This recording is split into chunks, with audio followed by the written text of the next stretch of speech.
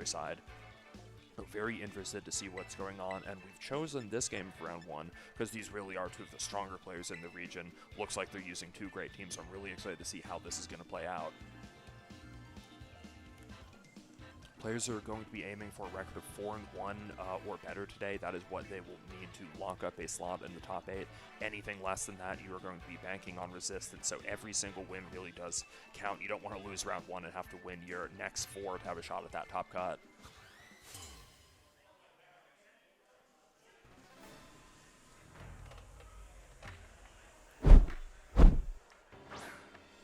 Okay, on... The names are... Alright, so that looks like on Walter's side, we're going to be starting off with an Arcanine and a Landorus lead, and on Vincent's side, that's going to be Golden Go and Tornadus. We are just getting those names fixed up right now. This looks like a pretty decent spot for Landorus, really threatening a huge Earth Power onto Golden Go right off the bat. However, Golden Go of its own is going to be a Life Orb Terra Steel set on this team, which is really threatening a lot of damage turn 1. This just seems like potentially a very risky lead for both trainers. Whoever makes a wrong call really does stand to lose a lot from one of their Pokemon, and I wouldn't be shocked if we see some Terras getting thrown around here. Golden Go with an access to that offensive Steel Terra, and on Walter's side, that Arcanine could be doing something like... Ooh, actually, that is a Terra Fairy Arcanine. That is not a very good Terra here. Just going to be Golden Go protecting as Tornadus sets up a Tailwind. Let's see how Walter responds. Landorus, Sandsear won't be able to connect against Tornadus, and just hitting into Golden Go's protect. Arcanine going to Rock Slide. So this will take a chip out of Tornadus. However, due to its Focus Sash, I don't think we'll ever see this get a knockout. Knocking Tornadus pretty low, and I have to wonder, is that Tornadus going to be in Extreme Speed range here? Not exactly sure if it will be. Alright, the stage is really set for Golden Go to go crazy with that Make It Rain right now. The big question just has to be, can Golden Go with that Life Orb and that Terra Steel actually get a one-shot knockout on either of these Pokemon?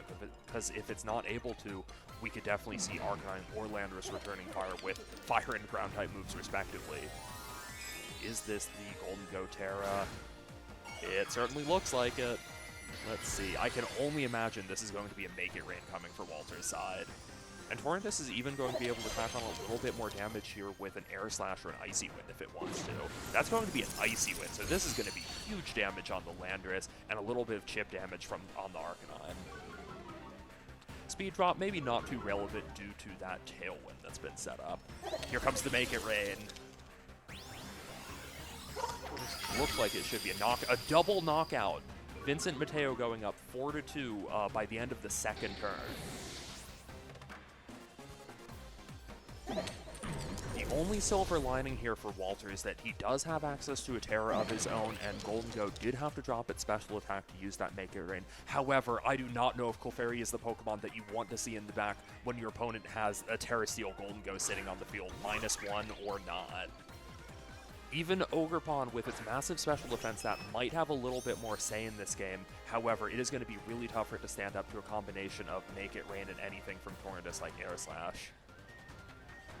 Even with access to that Water Terra to activate Embody Aspect and raise its special defense, I really do not know if Ogerpon is going to be able to successfully return fire to put Walter back in the game right now.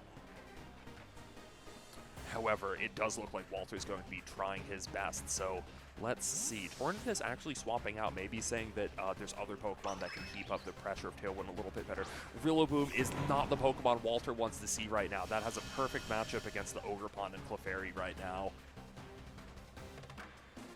Here comes that Terra. I think this is, in fact, going to be the Water Terra on the Ogerpon, making it very, very tanky against this Golden Go, but giving it a Grass-type weakness against the Rillaboom. Body Aspect raising that special defense by 1 stage. There's a Protect from the Clefairy, realizing that it does not really have much to be doing on the field right now. Here comes a nasty plot from Golden Go, potentially reading that Protect and turning that -1 into a +1. Here comes the Terra Water boosted Ivy Cudgel. Can Golden Go survive one of these? Just barely. That's a huge turn for Vincent with the Ogerpon now vulnerable to grass-type moves, and Clefairy very much at risk of getting knocked out in one hit by this Make It Rain. Things are starting to look very dire for Walter right now. We might even have to see a double protect on that Clefairy to even continue playing the game. Otherwise, it looks like Vincent's side might have a very safe fake out into the Ogerpon and just a Make It Rain from the Golden Go. Don't think Rillaboom is very concerned about the spiky shield damage here either. Clefairy not able to get that double protect. Here comes a fake out into the spiky shield, so that is going to be a little bit of chip damage on Rillaboom. But what is Golden Go going to lock in here? That is a Make It Rain coming from +1. I do not think Clefairy is going to be with us for very much longer. That looks like a clean knockout on the Clefairy, so Vincent going up 4-1 at this point. That Rillaboom is an Assault Vest set instead of Miracle Seed, so I'm not actually sure if it would be able to one-shot this Ogerpon with a Grassy Glide. However, I do not think a pure Water-type Ogerpon can do anything about a Wood Hammer this turn. I think Walter seeing the writing on the wall and choosing to forfeit. Really, really commanding victory by Vincent, and due to best of one, that's all we're going to see from right now. So Walter will have to make it through the rest of Swiss if he wants to have another shot at Vincent and that really strong Golden Go Tornadus duo.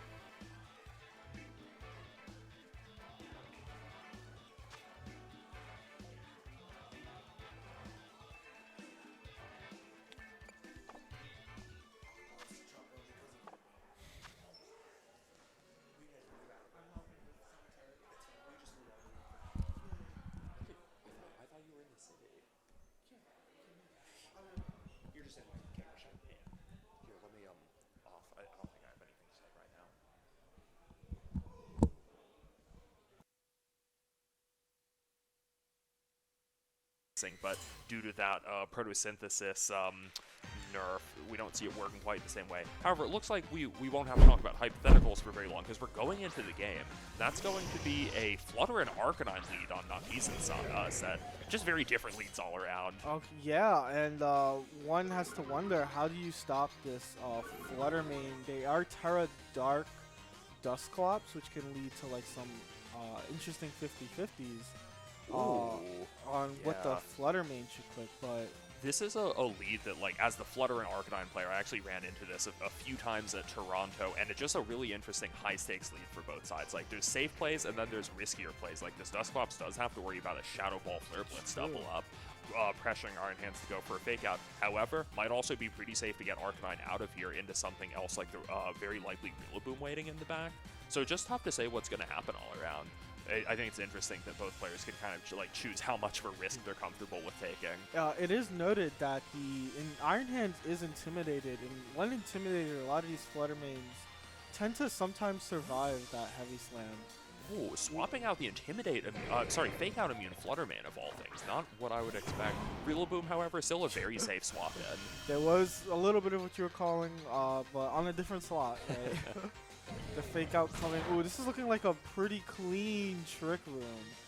A very interesting switch, but you do have fake out pressure now, so. Well, this particular Rillaboom isn't running fake out. It's actually Wood Hammer, High Horsepower, Protect, and Taunt on this Rillaboom. Whoa. Which really means there's no way to stop a potential Drain Punch coming towards Arcanine, and Dusclops just fake out immune entirely. Even if there were fake out, he wouldn't care. Taunt is going to be moving after Will-O-Wisp, so that might be a really safe way for Philip's side to shut down this Rillaboom right now. Yeah, I'm a little bit more perplexed, but I think the like having Protect still helps stall when you're playing these type of teams.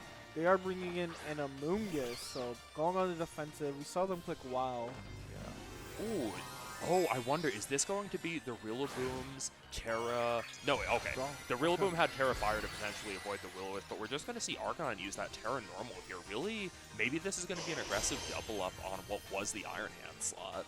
I would love to see that. And they are clicking E-Speed going into the Amoonguss.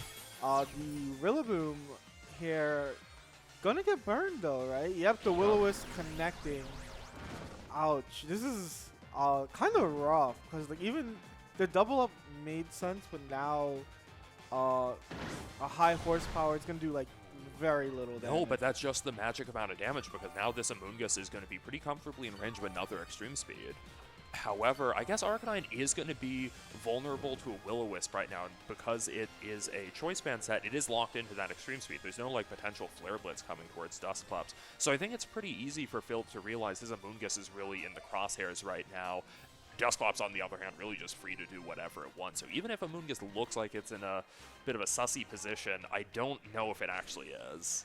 Yeah, like the Will-O-Wisp, it seems like Philip is electing to play very slow, even though like Trick Room is off. A lot of these Trick Room teams tend to want to be highly just maximize the turns, and Philip's pretty content switching around. We see the Amoonguss switch back to Iron Hand. They did click Will-O-Wisp, just spreading the burn, neutering a lot of Naki's initial offense here. Yeah, still a pretty chunky extreme speed coming out onto Iron Hands, and Will-O-Wisp not able to connect on Arcanine as Rillaboom goes for a taunt. So Dusclops is, you know, we still have that potential Nightshade to throw out a little bit of damage here, but I think Dusclops was really hoping to connect to Will-O-Wisp, and it's just not going to have a chance right now. Yeah, that's the miss, the Will-O-Wisp miss. You always have to count for at least one miss per set, but really sucks to see it now. The Arcanine able to fire off a very strong extreme speed still. Also has the Flutter Mane swap in the back. What are your thoughts on what you would do in like these Iron Hands? Yeah, I think keeping up some pressure on the Iron Hands does sound good right now. However, Flutter Mane has really good like defensive type synergy out of Arcanine. I think, like you said, it's very likely that it would just eat a Drain Punch or something on the swap, and you really want to stall out Trick Room right now, because once you've done that, there's still a fourth Pokemon waiting in the wings that might really be the key to coming out on top here. And we see the switch. They are sticking in. If Philip clicked Drain Punch, this is a free health pack for this Iron. Oh, it's a Heavy Slam, trying to catch that Flutter coming in, but not doing so much to the heavy Arcanine. And high horsepower, Iron Hands barely hanging on. Oh, that sometimes, you know, Trick Room players do want to maximize the amount of turns they have, so you do end up making reads with the pressure you got. But Naki here saying, I'm just going to continue clicking extreme speed. And I'm not sure if Amoonguss is the Pokemon you want to have on the field during, I believe this is like the last turn of Trick Room at this point. I guess Amoonguss does still have a pretty safe Spore or something onto that Arcanine slot. I don't know if there's any potential Goggles Pokemon in the back, so I think it might be a truly like safe Spore into that slot. However, Rillaboom is kind of just like gonna be able to continue hanging out for a little bit longer. And it does have, this is where the taunt is coming in, paying dividends, as Dusclops isn't going to really be able to set up another Trick Room. Ooh. This is a really unusual protect from Rillaboom. I'm not sure what Naki's side was worried about there. Extreme Speed failing against Dusclops and Spore going into Arcanine. And due to that Extreme Speed, this Arcanine just going to be sitting on 0 turns of sleep. Yeah, I guess you might be afraid of, let's say, like a Rage Pod or Drain Punch, but that would be going into the Arcanine generally. But, you know, you do have the terrain, you do have one turn of Trick Room. Rillaboom's still sitting in a pretty comfortable position, even though it wasn't able to protect against anything there. Like, Taunt does still shut down both of these Pokemon pretty nicely. However, I don't know. I think the long game here is really going to start to favor Philip a little bit more. Yeah. Then again, I'm just not sure exactly how he's going to deal with this Arcanine, because Iron Hands is on life support right now at 4 HP. Iron Hands can't get its health back quite as easily as something like a Dusclops or a Amoonguss can. If there was a turn to Pollen Puff himself, it would be this, but we see the taunt going into the Dusclops. The Dusclops just Pollen Puffing, going all out on the offensive. Is this a Nightshade going in as well? Rillaboom eating on that Citrus Berry, kind of making up for the fact that there's a burn on it right now and no grassy terrain. But a Nightshade going off, that does show that a combination of Nightshade and Pollen Puff will pick up this Rillaboom. Yeah, Rillaboom really not doing too great. However, now that it's connected to Taunt against Dusclops, Rillaboom doesn't really have as much pressure to stay on the field if it doesn't want to. We could see, you know, a swap into the back. We could see perhaps even a Taunt onto Amoonguss to make sure that something like a Flutter Mane in the back actually has safe targeting. Yeah, and here we do finally see Philip trying a little bit of a risky play this turn. Pollen What did he Puffing- lock in? Pollen Puffing the switching in Iron Hand. Let's see how Oh. Naki responds. This would be a huge play to get right. I was not expecting this Iron Hands to get its health back at any point. And we catch the Rillaboom Oh. going for a protect as well. The odds of this extreme speed waking up. It's not happening. It is hitting though. It is hitting. It's going to Not do the Iron Hand. No, it's just a Moongus. did a chunk of its health. That Amoonguss in threatening range, but the Iron Hand back online. It's about as good as you can want. You have Fake Out again. You can Spore. You can Fake Out Pollen Puff. You can do a lot of things if you are in Phillips' shoes. How are you feeling about Yeah, this that was play? such a crazy play on Phillips and really taking advantage of the pressure that he had on the field, because I really think the low HP Iron Hands was the only issue with like Phillips' game state. Everything else was looking great, and now that Iron Hands is at half health, which is like really all you need to be against a burned Rillaboom with no Grassy Drain, and Arcanine you can be clicking Fake Out against, things are really starting to look up for Phila. And he hasn't even had to use a Terra yet either. No, so many options, and we do see Naki switching out the Arcanine into Fluttermane. This is the Fluttermane that was tried to get caught earlier by the Heavy Slam, finally coming in. Dusclops switching. So what are we seeing coming out from this Iron Hand?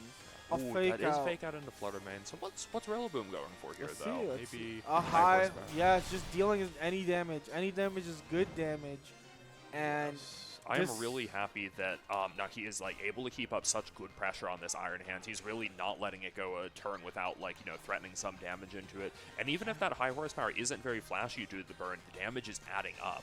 This Fluttermane with the Choice Specs really does have a lot of pressure on the field this turn. Rillaboom can connect another taunt against Dusclops. I think Naki might be finding his way back into the game. yeah. Whereas the last turn was looking really good for Philip, this turn the tides have changed. Iron Hand switching out into the Amoonguss.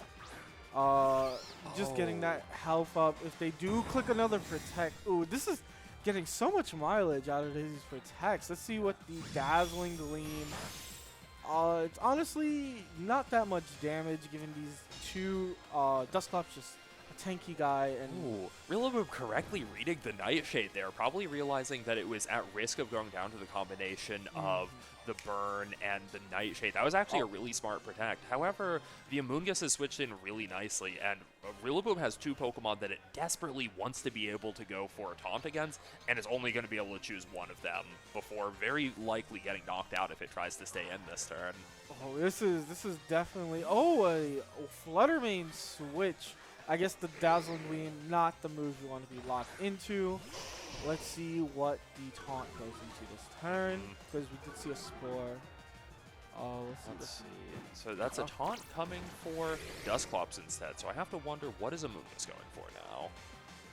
Moongus with the Spore. Ooh, this is a 0 turn on the Hisui Arcanine, but And Arcanine woke up pretty quickly last time. I'm not sure if it'll have the same luck again. However, Dusclops having its turn wasted. I really like that play out of Philip. I think going for 2 status moves there and saying, like, hey, whichever one of these I get off is going to be really impactful. Kind of a good way to hedge your bets against this Taunt Rillaboom. no, 100%. And we see the Rillaboom finally switching out, going into the Qianpao. Okay. And I assume that the burning a turn of sleep along the way, very vital. Yeah, Sleepy Arcanine, maybe not the best sort of rune abuser in the game. However, Rillaboom did have to get out of there at some point. Oh, is this going to be another Pollen Puff onto the Iron Hands to get it back to full? And Oh, it is. no. Oh my, this is the why Amoonguss is so stressful to play against sometimes. He feels like this entire game Naki was just adding up damage, and all that damage is just reversed, healed up. The Iron Hand is basically back to full. Iron Hands is a hard Pokemon to deal with when you have, like, all of your resources, but, like, 5 or 6 turns into the game after you've burnt through your resources. How are you supposed to deal with an Iron Hands that's suddenly at full health again thanks to Amoonguss? That's going to be a Protect on Shenpao and a Protect on Amoonguss. Arcanine, I think that's a second turn of sleep, so no No, it's lucky the first first turn. Like, turn. really? Okay. Switched in. Still looking for the Fluttermane swap with another Heavy Slam. So Arcanine is going to have another, potentially one last shot to move here. Yeah, it is honestly looking rough. The Arcanine needs to wake up if anything, because the Chien-Pao is just another health pack at this point. You know, Chien-Pao actually getting out of here, so turning off Sword of Ruin, meaning a little bit less damage from Arcanine potentially. Rillaboom is a pretty good swap, but I'm not sure if Rillaboom's going to come out this turn unscathed or not. Yeah, maybe reading a Spore into it and then like another attack into the Arcanine is where this makes sense, and this would be very strong for Nakia if he gets it right. Water Amoonguss probably hoping to catch an Ice-type move from Chien-Pao. I really want to see Arcanine lock in a Rock Slide right here. I think Naki's position is starting to look very scary, and I think we might need a little bit of good luck to pull Arcanine out of this. That's going to be another turn asleep, though. Yeah, this Arcanine choosing to not wake up, but the Drain Punch going into the switching in. The Rillaboom, giving the Arcanine another chance to wake up. Its stings are still very dire, though. Really, the only silver lining there is that Amoonguss did have to give up its Fairy Resistance to make that play safe against Chien-Pao's Ice-type coverage. So Flutter Mane is going to... It can come back to the field in one of the best positions it's seen all game. I don't believe Flutter Mane has fallen asleep yet. Flutter Mane is awake, fully healthy, and ready to click whatever button it pleases. We do see... this Amoonguss now losing its Terra, the pressure that Chien-Pao just inflicted by being there. Protect from Amoonguss. I wonder, like, this has to be a Fairy-type move coming out. Okay, so just the safe Dazzling Gleam. This is not going to be doing as much to Iron Hands as Naki would like to see. However, Arcanine might be able to follow this up with a Flare Blitz. Yeah, let's see. And it is a close combat. Into the protected. Yeah, this is not looking great. The Heavy Slam will get a guaranteed OHKO. And it's just rough if you're in Naki's position. Your Arcanine, low HP. Your Chien-Pao, full HP, but does not want to deal with a Terra Water Amoonguss. Yeah, Chien-Pao, you know, really one of the strongest Pokemon in the format at pulling comebacks. However, with an Arcanine locked into close combat, I'm not sure if this is going to be one of those comebacks. Yeah, and also the Arcanine locked into close combat is not the move you want to be locked in if you want to make these comebacks. Considering there is a Dusclops in the back as well. I'm not even sure if we're going to see a Dusclops. This particular turn looks like a really safe, something like a Rage Powder and a Drain Punch on Arcanine to, you know, kind of isolate the Chien-Pao. I think Philip probably has a lot of different ways to lock up a win here. Yeah, honestly, like, once the Chien-Pao's down, once the Arcanine's down, one of Chien-Pao's problems as a Pokemon is that it only has single target attacks, and getting through 4 Pokemon. Ooh, Ice Spinner clearing away the grass, and so that is going to be Naki's first knockout. However, Iron Hands is completely open to go for whatever attack it pleases right now. Yes, it is, and well, the Amoonguss is going to go down first before we see the Iron Hands attack. And it will just be a Drain Punch going into the Arcanine, just like you said. Yup, no Isolating chance of Arcanine being able to protect there. You know, when you're in a good position like this, one of the most important things to think about is really trying to turn 2 Pokemon into 1 Pokemon. Yeah, and honestly, Philip just doing some textbook plays. And honestly, at this point, it doesn't really... I don't know if it matters what you bring in. I don't think there's a single move the Chien-Pao can do that can... Even with a critical... Oh, wait, 132 HP, I guess. Crit Ice Spinner might get there. Yeah, okay, let me not jinx this. As we are heading into some of the final turns of this game, the Ice Spinner going into the Iron Hand. Does not look like a critical hit, though, and with Chien-Pao having that sash broken by Rocky Helmet, is just going to be felled by 1 Drain Punch.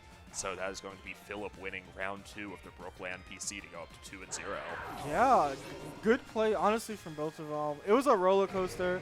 At one point, Philip was up, and then Naki was up. The damage was rising, but Amoonguss proving why it's one of the kings of longevity. healing itself up, regenerating, and eventually the Iron Hand. Yeah, I was really loving this taunt Rillaboom. Like, even if the set with, you know, Protect and No Fake Out was a little bit unconventional, I think that Rillaboom actually put in a lot of work here.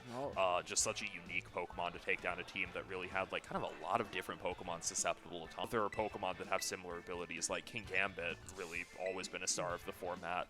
However, these two Melodic are going to have a really interesting face-off, perhaps. I guess, you know, we've got the Arcanine and Melodic on Matin's side, which might be a good reason for Henry to bring his own. I just wonder if we're going to see the Melodic on Matin's side, because I don't know if it wants to go up against Henry's, which has the Electric Terra Blast combination. And also Icy Wind, only proving to... Oh! The Arcanine leading... Matin with Arcanine Rillaboom leading into the Milotic, activating competitive.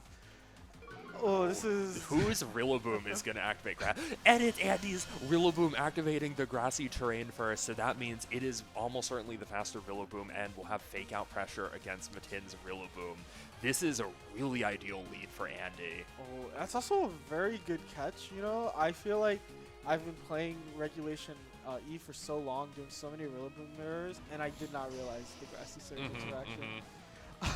But this also just means that Andy's pretty free to just fake out Scald. Oh, and this Arcanine doesn't even have anything like Head Smash, which is really the only way that an Arcanine could even try to think about. It's going to be a Protect from Melodic right off the bat. This is a lot more conservative than I was expecting. Very conservative. Well, whoa, it's a speed tie we have. I don't know. Oh, we didn't see this side go for... So, Rillaboom, despite having the speed advantage, choosing not to go for Fake Out and going down to Flare Blitz in the process. This was not the turn I expected to see from Andy. Not the turn at all. Truthfully, a little bit flabbergasted, but the Arcanine is locked into Flare Blitz. There is a, like, if the Heatran's coming in, it's pretty solid. If the Iron Hands is coming in. Expert Bell Heatran is a really solid swap in right now. It does seem like the Rillaboom on the other side is going to have high horsepower. However, you know, due to Heatran's Flash Fire ability, it can pop a Terra in front of Arcanine, turn into Grass type if it wants, and still be taking nothing from Flare Blitz. I also think Iron Hand's a really nice switch in here. I think it's...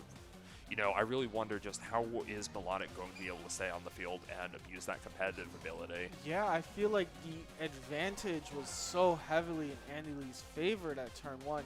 The Rillaboom faster, confirmed by the Grassy Surge. But the play went exactly opposite. I'm kind of still flabbergasted, but we are in another turn. There is fake out pressure on Andy's side. Really anything could be happening, and we see the swapping out in front of Melodic, maybe very confident that a fake out is coming for that slot, and that's going to be Sinistcha coming in. With that name, I really thought it was going to be Melodic for a second. That is true, but it is going to heal the Flare Blitz, and the Milotic also switching out.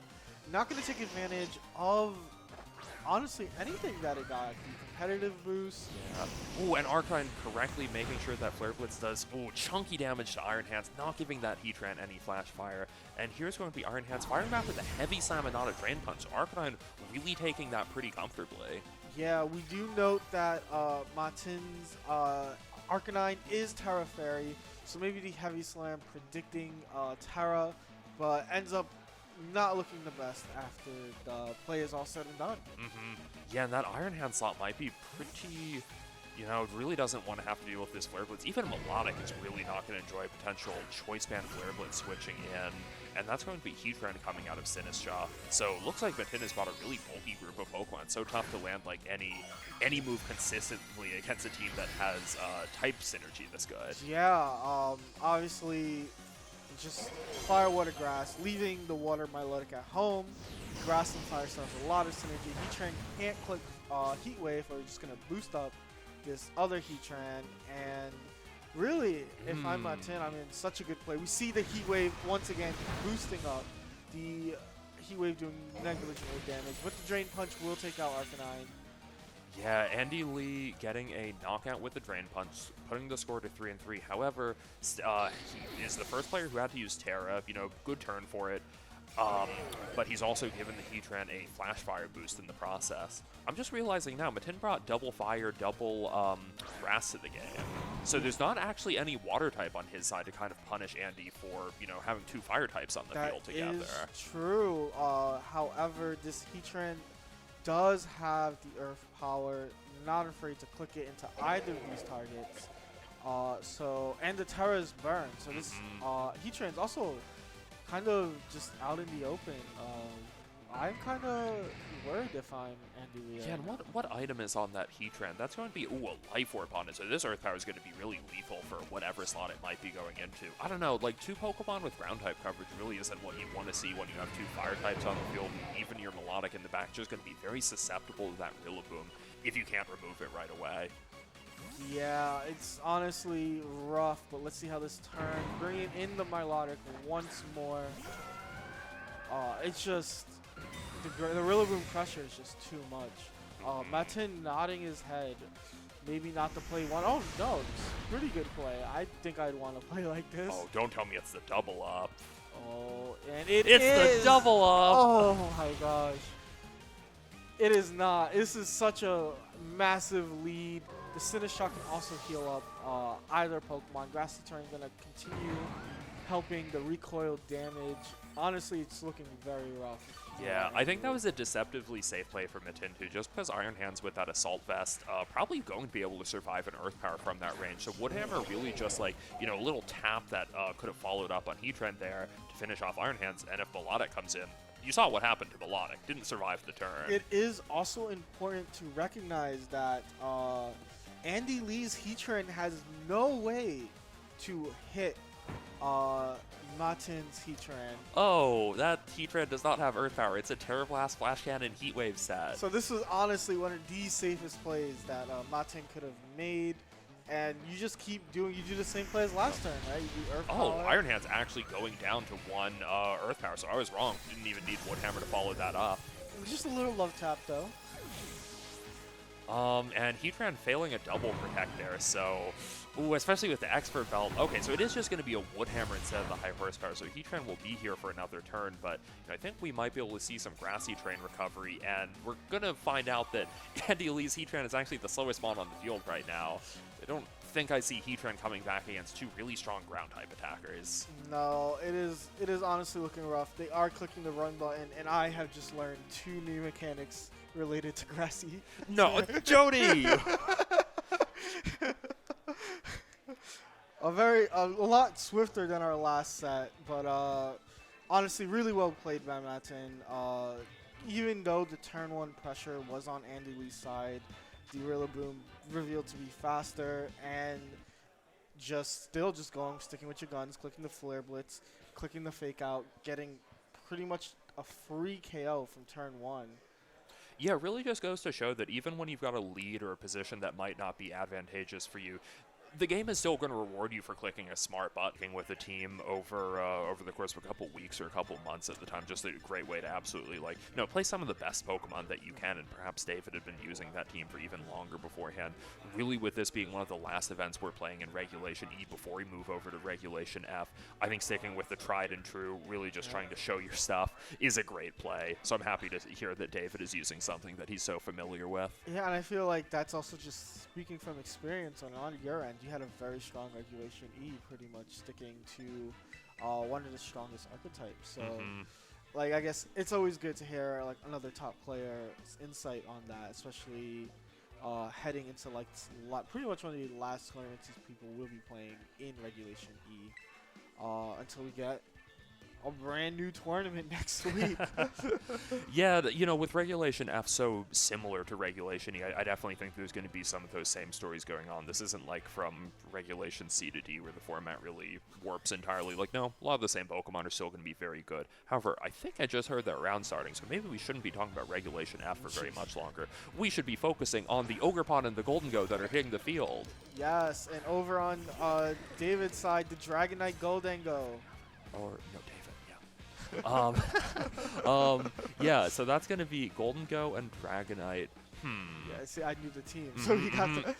Honestly, this is very interesting. The Ogerpon already exerting so much pressure into the Goldengo, but not doing much against the Dragonite. Meanwhile, Irving's own Goldango is also just kind of free to do whatever it wants, not really pressured. The Dragonite, Rocking, E-Speed, Aerial, Stomping, Iron Head. We do see a switch on the Goldango side into Urshifu. Yeah, due to this being a Terra Steel Golden Go, really can't do anything about that Ogre Punch, just realizing is going to be best swap out. Also, because this is Assault Vest Dragonite, maybe not threatening the absolute most damage either. I think this is a really good turn for Irving to kind of like exert a lot of pressure onto the field. I think Terra Steel Golden Go is exactly the Pokemon to do that with. Oh, and a spiky shield, so I guess a little bit defensive because it isn't going to do much. Ooh, Terra Steel Plot, so maybe worried about a potential Shadow Ball. Dragonite going for a Stomping Tantrum onto the Golden Go, like, you know, ooh. Oh my gosh, do the critical hit, almost knocking Golden Go out. In fact, that Golden Go is going to be in one Life Orb turn, isn't it? It is in one Life Orb turn, so it has to make this count. That is a really unfortunate crit. Like, I think that turn was deceptively good for Irving overall, because without the crit, Golden Go is just going to be, like, completely protected with Follow Me this turn. Dragonite and Urshifu don't have any, like, spread moves to knock out a Golden Go with Follow Me support. And now Golden Go is only going to be able to get off potentially one attack here. Yeah, and honestly, David pretty much calling that pretty cleanly by protecting the Urshifu, knowing that this Goldango is going to go down. Yeah, against Golden Go, you already want to, like, kind of make sure that you're staggering your protect so that Golden Go is taking its, you know, -1 special attack for only hitting one target at the same time. But with the Life Orb attack, that's a returning critical hit to knock out Dragonite in one hit. And this is pretty much a 1-to-1. However, David does have their Terra, and we will be seeing the Goldango exiting the field and losing the Terra advantage. Wow, what an unusual start to the game. Here, you tell me, is Golden Go, like, Ogerpon a very standard opening with this kind of team? Or, like, what does that tell us about what Irving might have in the back besides this Rillaboom? Besides this, so if I was Irving right now, generally it is the modes that you can take is the Tornadus Tailwind mode, but you can also do a Follow Me Spread Move mode, which would usually have, like, famously Ogerpon Drago is one of our main modes when that comes. So they are going for the spread move mode. I would expect, honestly, anything that can help into what they're expecting in the back. I would not be surprised to see Urshi in the back on their side. Yeah, and this game just still feels like it's very live. However, looks like Iron Bundle might be feeling some pressure to Terra here with Rillaboom having that really strong access to Grassy Glide right now. Not sure if Iron Bundle is actually very likely to go down one of those, but using Terra Ghost just to make sure that you can tank through one of them seems really good. Oh, something else that's really important to note. Urshifu had to burn his Protect last turn, so we might see a really safe something like Fake Out Cudgel into that slot, or Fake Out the Urshifu. Like, Ogerpon is really just not afraid of very much right now. That is true. We're not going to see another. No Fake Out, no Grassy Glide. These Rillabooms no Terra. Clicking Windhammer. I mean, clicking Fake Out at all. Wicked Flow without the Terra boost, not able to get a knockout on the Ogerpon. So this is going to be 2 attacks from Irving. First one, Woodhammer to get a one-shot on Iron Bundle without that Terra Ghost or anything. It should be noted that the Rillabooms on these teams is actually faster than the Ogerpon Fire. The Ogerpon electing to be more bulky, while the Rillaboom elects to be actually very deceptively fast. Yes, I wonder if without that Icy Wind, I think this Rillaboom might actually be so fast that it can outrun an Adamant Urshifu. That's a really silly thing to think about. That is what I originally did. I'm pretty sure that's what Nils originally did. But that Icy Wind coming off is actually going to put so much pressure. You can barely switch out at this point, and you have to deal with this powerful Make It Rain, Wicked Blow combo. The Rillaboom's Grassy Glide should not take out this Urshifu. No way, yeah. No, this is, you know, even though that turn didn't look so great for David, I think that Icy Wind with Golden Go in the back was actually a really clever thing for him to set up. I'm not sure exactly how Irving is going to get back into this. This just looks like such a good turn for David to throw out two strong hits and not think about too much. Yeah, if I'm David right now, my brain is turning off and mashing Make It Rain. And the Urshifu, as I mentioned, in the back, going for the more balancing mode that this very offensive team. However, I do not know how well it will be able to take this Make It Rain. No, even if I didn't exactly see what David locked in on that Urshifu. Like if it's a Wicked Blow, this Urshifu might be coming in on 2 resisted hits, but they're pretty strong resisted hits. That said, if this Urshifu can live this turn, this is going to be looking very good for Irving. Yeah. No, Rillaboom not surviving that, but Urshifu barely able to. Yeah. What item is this Urshifu? It's a Mystic Water It is set. Mystic Water. Like I said, it's not looking the worst because Ooh, actually, no, that Grassy Train order is really bad news for Irving because we saw David's Urshifu get that Grassy Train up first, meaning that Sucker Punch spam into that. If Sucker Punch can knock out that Urshifu, I was going to say Sucker Punch spam can stop it from moving, but I'm not so certain. yeah, but we'll see how both players interact here. Honestly, the pressure of Urshifu does not make you want to protect like ever in these situations. Yeah, I still have so many questions about like the speed tiers on all of these Pokemon right now. Oh, Ooh, starting off with the Wicked Blow to finish off Ogerpon. However, this means that Irving's Urshifu is going to have one more chance to make a move. Can it swing the matchup? And the close Close combat. combat! Oh, into the Urshifu. This means Golden Go is free to go for whatever attack it Yes. wants to. And look at that percentage. Any attack that isn't Nasty Plot. Don't Golden Go, don't Nasty Plot, don't Nasty Plot. It's a make it rain. Yes. I don't need to run the calcs for this one. That is a guaranteed KO at that range. Very, like, honestly stressful situation. A little bit of luck went Irving David's way. But sometimes that's just Pokemon, right? You have to... Yeah, you know, I've totally forgot about how relevant that crit at the start was. Really, you know, putting Irving behind maybe more than he expected to at that point. Just because that Golden Go is going to be chilling on the field for a few more turns otherwise. And, you know, even... But I'm here for We it. call that the New York meta, baby. But over on Tim Edwards' side, we do see the Farigiraf, Ursaluna Blood Moon, Iron Hands, Ogerpon Heart Flame, Urshifu, and Fluttermane. Another Blood Moon Iron Hands Trick Room team. Oh, interesting. I feel like this team should remind me of something, but I'm not sure exactly where I've seen it before. Seem like two, like, you know, kind of creative teams here. A lot of players like kind of unafraid to mix and match some strong pieces to build a new team that is entirely their own. That's true. Honestly, some of these pieces are reminding me of Geo stuff. You know, I do see the Icy Wind Fluttermane paired with the Urshifu Single Strikes and just a very strong offensive mon like You know, Ogerpon. but leaving out the Golden Go, which like in my eyes was always really one of the defining features of that Geo team. What has that been replaced for? Is that like over the Ogerpon or the Iron Hands? I do see an Ursaluna, Ursaluna, of on course. this team. So this team leaning a little bit more into the Trick Room aspect. Love the like the Farigiraf Iron Hands mode that has the Ursaluna Blood Moon. And the thing with these best of ones is that we don't get to, you know, see which mode they go with until they go with it. Circling back to Engelman's side, do you think the Grimmsnarl will factor in?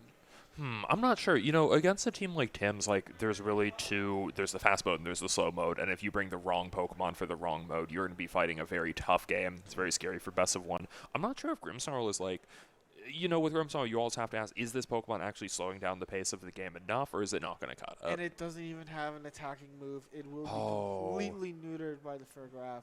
So let's see how they go. Let's see our lead matchup starting in just a moment. Yeah, Grimmsnarl without even anything like Spirit Break definitely seems like something that Urshifu or Farigiraf would both be very happy to annoy. And thus, we see the Ogerpon Iron Bundle. Honestly, this is so much offensive pressure. However, there is an Iron Hands out that could basically guarantee this Trick Room going up. Yeah, this just looks like a really easy, like, fake out the Ogerpon Farigiraf setup Trick Room here. Iron Bundle does have Terra Ghost, but I don't think Iron Hands even has to mess around with it very much. Like, Iron Bundle is just fighting Pokemon that are a little bit too bulky and have that, you know, negative speed control of Trick Room. They're just not too worried about Iron Bundle right now. Yeah, the only thing that, knocking on wood here, I can see happening is maybe a freeze-dry freeze. The Ogerpon switching out, knowing that it is most likely the fake-out target going into the Dragonite. No, and I guess this was such a telegraph play that Andrew's like not even bothering to use the Tergos or anything. He's just using that free turn to connect a big Hydro Pump on Farigiraf, force it to eat that Citrus Berry on the first turn of the game. Okay, honestly, not afraid to use the big move. Gets the Citrus off, but Trick Room is now up. This Iron Hands looking to like honestly do massive damage no matter what it targets down here. Yeah, this Dragonite, like, you know, with the Assault Vest, that does seem like a potentially a pretty good swap in right now, but I think the combination of something like a Wild Charge and a Dazzling Gleam at the same time is really going to be tough for it to keep Yeah, up with. Even with Dragonite being pretty bulky, Iron Hands is a heavy hitter. Even the Helping Hand, which we actually do see Tim lock in, might be enough for a one shot. Here we see the Wild Charge, no protect from the Iron Hand. Ooh, Dragonite barely hanging on. Oh my gosh, what a bulk. It is the AV set. Just the Dragon Claw, though. Not too much damage. Followed up by Hydro Pump, though. So Farigiraf is going down to that combo, and Andrew's priority moves are going to be live again. Can we talk about Andrew's, like, just did not protect, honestly, in that situation. Yeah, it was a great decision. I love that he's like, he knows that his Iron Bundle is not a priority target, and he's willing to take the risks with it. However, the Farigiraf coming down does bring the scariest Pokemon, honestly, in my opinion, to the field. The Ursaluna Blood Moon. 3 turns of Trick Room. You have so much offensive pressure with these Mons. Was KOing the Farigiraf the right decision? I'm not sure. I mean, I think getting priority live again is a really huge deal, and on this turn we could see something like really safe, like maybe Iron Bundle, Protect, Dragonite, just extreme speed but go down. But like you said, Ursaluna is a Pokemon that you can never let in at the wrong time. Even with just a few turns of Trick Room left, it is really going to have the potential to swing the game back in Tim's favor. Yeah, very interested in seeing how Tim maximizes their turns with this Blood Moon. We see it terraing.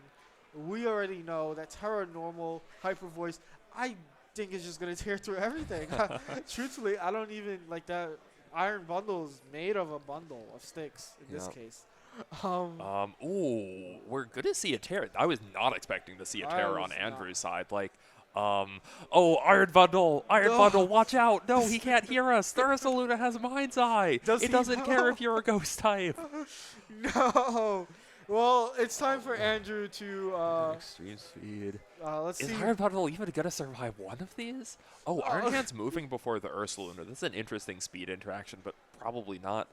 I was gonna say not too impactful, but this is now a single target move coming into Iron Bundle. Okay. So we know that the Iron Bundle wasn't a priority target, but this is definitely one of those times. I would have loved to see the Protect. I know. Iron Bundle does have Protect. Just double checking that. It's not a 4 attacking move set. It is going to be very tough for Andrew to get back in the game right now, especially with like no fake out on his side. We've seen the Ogerpon Hearthflame. And the other Pokemon is Heatran, who's like not really what you want to have against like a Blood Moon Ursaluna and Iron Hands, even if the Heatran did still have access to Terra. But now that it doesn't, these are... Ursaluna can really easily pick up a knockout on it with just 1 Earth Power. Yeah, honestly. And this Ogerpon does not have Follow Me, so you are legally allowed to click the Earth Power into the Heatran without much counterplay besides this Protect. Again, because the Ursaluna did already pop that Terra Normal, it doesn't have to worry about a Grass move coming out against its ground typing. This position just looks very, very scary for Andrew. If I was at Andrew's feet, I would just be thinking like, okay, I need my Pokemon to get their double protects off, and we have to get until next turn to see there. Is Andrew going to realize that this is just a good turn to go for protects? Yeah, and truthfully... Heatran agrees. Yeah, I would definitely be praying right now. The Ogerpon not protecting, about to eat this very fat Blood Moon. The Mon's namesake. I don't need a calc. We know what's happening there. I don't think Ogerpon's going to be with us for very long, and Heatran has been left to fight a fighting type and a strong ground type attacker on its lonesome. Really, between a fighting and a ground place, it is not looking good for this Heatran. Oh no. Okay, Heatran surviving the Drain Punch. I'm not sure if we're going to survive anything from the Blood Moon. Manifesting an Earth Power hitting into the Iron Hands. We're not going to see it. Oh, it's Citrus Berry Heatran too. Yeah, okay. Wow. A Guav. A Ooh. Guav. Whoa, tanky. I Tank- don't think Heatran could have survived that at 200% health. Yeah, that is guaranteed OHKO 2 times over. Very quick win for no, not Andrew. Tim over here. Yeah, so Tim going to be the first player that we know of, or there's one other player at 4-0. Be able to adapt between. They need 2 wins to win the set. It just changes the dynamic. You're no longer stressed about getting. You always want to get the lead right, but you're able to now adjust. You know, a bad lead isn't the end of the round, the end of the set. You know. Yeah, and all day we've been talking about, like, oh, this team has one mode, this team has another mode. This might be the first time we got to see a player, like, really mix up their modes between games, because Philip's team has one of the clearest examples of that, where, like, Blood Moon, Dusclops a really good duo, but also, like, Chiyu, Gyarados, Iron Hands, Amoonguss. That's a rock-solid, like, kind of more balanced Like, you core, saw so we could see Carton either of them over the course of a best of 3. And speaking of modes, I mean, when you're playing a balanced team like Adrian is, you can pretty much ring all 6 of your Pokemon in, like, any combination. Like you can see the Iron Hands Amoonguss, you can see the Roaring Moon Heatran, Iron Hands of any of their Pokemon, really. So I'm very excited to see what we get. The game 1 is coming up now. I think that it feels like there's so many options on both sides. I'm having a hard time saying, like, oh, either player's going to do X, Y, and Z. Well, I can say that Adrian just started off with a Amoonguss and a Roaring Moon against Dusclops and Iron Hands. I guess, like, honestly, pretty standard leads out of both sides. I think that's not a bad way to open up in a best of 3 like this. You really have to figure out a little bit more about how your opponent likes to play their team before you can start exploiting them and making more committed predictions. 100%, and honestly, we talked about this Breaking Swipes knockoff is very akin to slow play. They're bringing Amoonguss, which is usually one of the slowest Pokemon on the field, especially into Trick Room. One of the common Trick Room matchup fixes back in my days was the Amoonguss, right? This Amoonguss actually has really good positioning on the field because this Dusclops, like, doesn't have taunt or anything, even if it's slower than Amoonguss. So Fake Out into Amoonguss is good. No spores this turn, but that means that Roaring Moon is free to go for a knockoff, knocking off Eviolite, one of the strongest items in the game, and really cutting Dusclops' defensive down while doing big damage at the same time. So Philip getting that Trick Room up at pretty huge cost. Yeah, this is honestly just a very solid turn 1 from Adrian. Like, even though Trick Room is up, you still need to maximize your turn. This Amoonguss is just free to just create a Spore party. Yeah, like, unless Philip has Amoonguss in the back, which does seem pretty likely, there's not any other easy Amoonguss switch-ins on the team. Like, things are just going to go to sleep if they come in at the wrong time. That is Amoonguss coming in, like, really no big surprise there. Just have to wonder, what is Dusclops going to do with this turn? Very conservative protect on Roaring Moon, making sure that no Will-O-Wisp comes out, because Dusclops, probably the slowest Pokemon in the field right now, and Adrian's Amoonguss is going to have a chance to respond. Oh, and the Spore going in. Ooh, okay, so not much is happening. I really thought that would be a Spore into the Dusclops slot. Like, I figured he roughly saw this play coming of, like, okay, Connect Sleep on Dusclops this turn, and then not have to worry about Will-O-Wisp the next turn. Now, both Amoonguss have a lot of pressure with their Spore, and they know exactly what slot they want to go for it on. That's true, and the Dusclops being the slowest, getting that plane split option off we saw. So it will probably heal to full, if anything. Almost near full. But Amoongusses are probably going to be trading Spores in this position.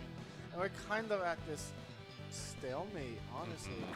Yep, I guess both players deciding, like, hey, my Pokemon, I have to choose something to fall asleep. It's going to be the Pokemon on the field. And I think in both cases that makes sense. Both Roaring Moon and Dusclops kind of have the staying power to not be worried about too much here. If anything, maybe Roaring Moon is a little bit more concerned about, like, Nightshade and Pollen Puff spam, but even then, if Roaring Moon wakes up, it's going to be, like, let's say a knockoff coming for that Amoonguss. That's true. It's very interesting to see because the Dusclops is at Sleep Turn 0, Roaring Moon Sleep Turn 1. That's really the downside of, like, moving faster than Amoonguss, or part of why Amoonguss being slow is normally such a good thing. It often puts things at, like, 0 sleep turns instead of 1. Yeah, honestly, the Trick Room mode, this game 1 at least, not being the strongest thing you can do. And the Heatran switch coming in, which is a pretty fine switch. There's nothing wrong with it. Heatran is At least on their side, lefties Terra Fairy. Ooh, turn 1 Wake from Roaring Moon. It's a knockoff into a Moongus. That is going to be the Rocky Helmet coming off. No more chip damage back onto that Roaring Moon. However, Roaring Moon is living on borrowed time right now. Yeah, honestly, I was wondering if just a Pollen Puff turn on the side of Adrian, right, would have... I know, I felt like that would have been a really good turn to try and heal up that Roaring Moon because, like, Heatrans hit the field and sure, it can go for Protect against Spore if it wants to, but ultimately, like, I think a side Pollen Puff could have been a little bit nicer for Adrian there. Yeah, like, honestly, this, like, and this is what we saw a little bit Adrian Phillips last stream game where even though Trick Room was up, it was very slow whittling down on both ends. A Spore, a very free Spore coming into the Heatran slot. Yeah, Adrian probably expecting something like the Pollen Puff onto Roaring Moon wanted to make a bigger prediction. Now Heatran just asleep at the wheel against Ursaluna and Amoonguss. This would be a very bad turn for Heatran to stay asleep, especially as this Ursaluna seems to be thinking about the Terra Grass to make sure that Amoonguss cannot connect a Spore against it. That's devastating. Earlier we saw Terra Normal to boost the damage. Terra Grass specifically, we talked about how Amoonguss is like the thorn in Trick Room's side. And one of the best ways to get around Amoonguss is this Terra Grass. Is this the last turn of Trick Room or did it just expire? Trick Room just expired. Oh my god, I'm so impressed that Philip is like willing to commit the Terra Grass to his Ursaluna here. Maybe he's like really familiar with his calcs and saying like, hey, even if you wake up and get a Heat Wave off, I can take one of those. Sure, it is leftovers. It is leftovers. But we'll see the Amoonguss switching out. I think Heatran waking up is really going to determine the tempo of this game, because if Heatran stays asleep here, things are really going to start to get rocky for Adrian, because we have to remember that Roaring Moon is really sitting in the red in the back. Yeah, so I guess if I'm Adrian here, I am praying to RNGesus. It woke up our Roaring Moon turn 1 last time. Why can't it strike again twice? Ooh, Heatran. Ooh. Heatran's staying asleep. Ooh, and this is pretty free Earth Power. This should be a knockout, honestly. Life Orb, 4 times effective. Goodbye, Heatran. Oh, and what is Amoonguss doing here? Not sure if Amoonguss has any very valuable moves. Okay, so Pollen Puff onto Amoonguss saying, like, you know what, Ursaluna? I think you're going for that grass. I'm going to hit you a little bit harder with this. And I guess it's even heartbreaking, because if the Heat Wave would have connected, this would have been a very different turn 1. Yep, Philip would have been down his whole Terra. In fact, Ursaluna might have even got knocked out before it got an attack off. Now it is up to Fluttermane to turn the tides of the game. And does Adrian still have their Terra? I believe yes, they do. And this Fluttermane is, it's just, yeah, it's Terra Fairy Choice Spec, so this is about, like, one of the strongest Fluttermane that we could possibly see. However, like, Dusclop's a pretty good Pokemon to be taking those hits, and I think Philip's Amoonguss in the back is still in relatively good shape with Regenerator healing it as well. There is these sleep turns we have to be worrying about, but also the, just the strength of it. Oh, there's no Terra coming out, so let's see what they end up clicking here. Shadow Wall, and it is very important to recognize that the Eviolite is gone. Yes, I forgot about the Eviolite being gone. This Dusclops was so much more vulnerable than I had realized. That was a great call on the Ursaluna going for a protect. Ooh, Pollen Puff into Fluttermane, not gonna matter, but I guess Amoonguss' turn didn't matter there. Okay, honestly, lovely, lovely stuff coming out. But this game is still not over. The battle is not yet won. Having this Amoonguss out full health, not really many things can really pressure it either.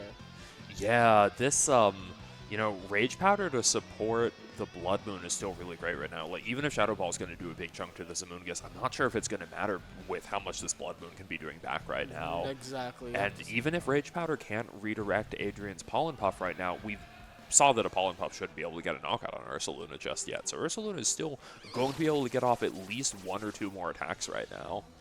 Yes, and it's just the did they Hyper Voice or did they Blood Moon, which changes what we can see. They do Blood Moon.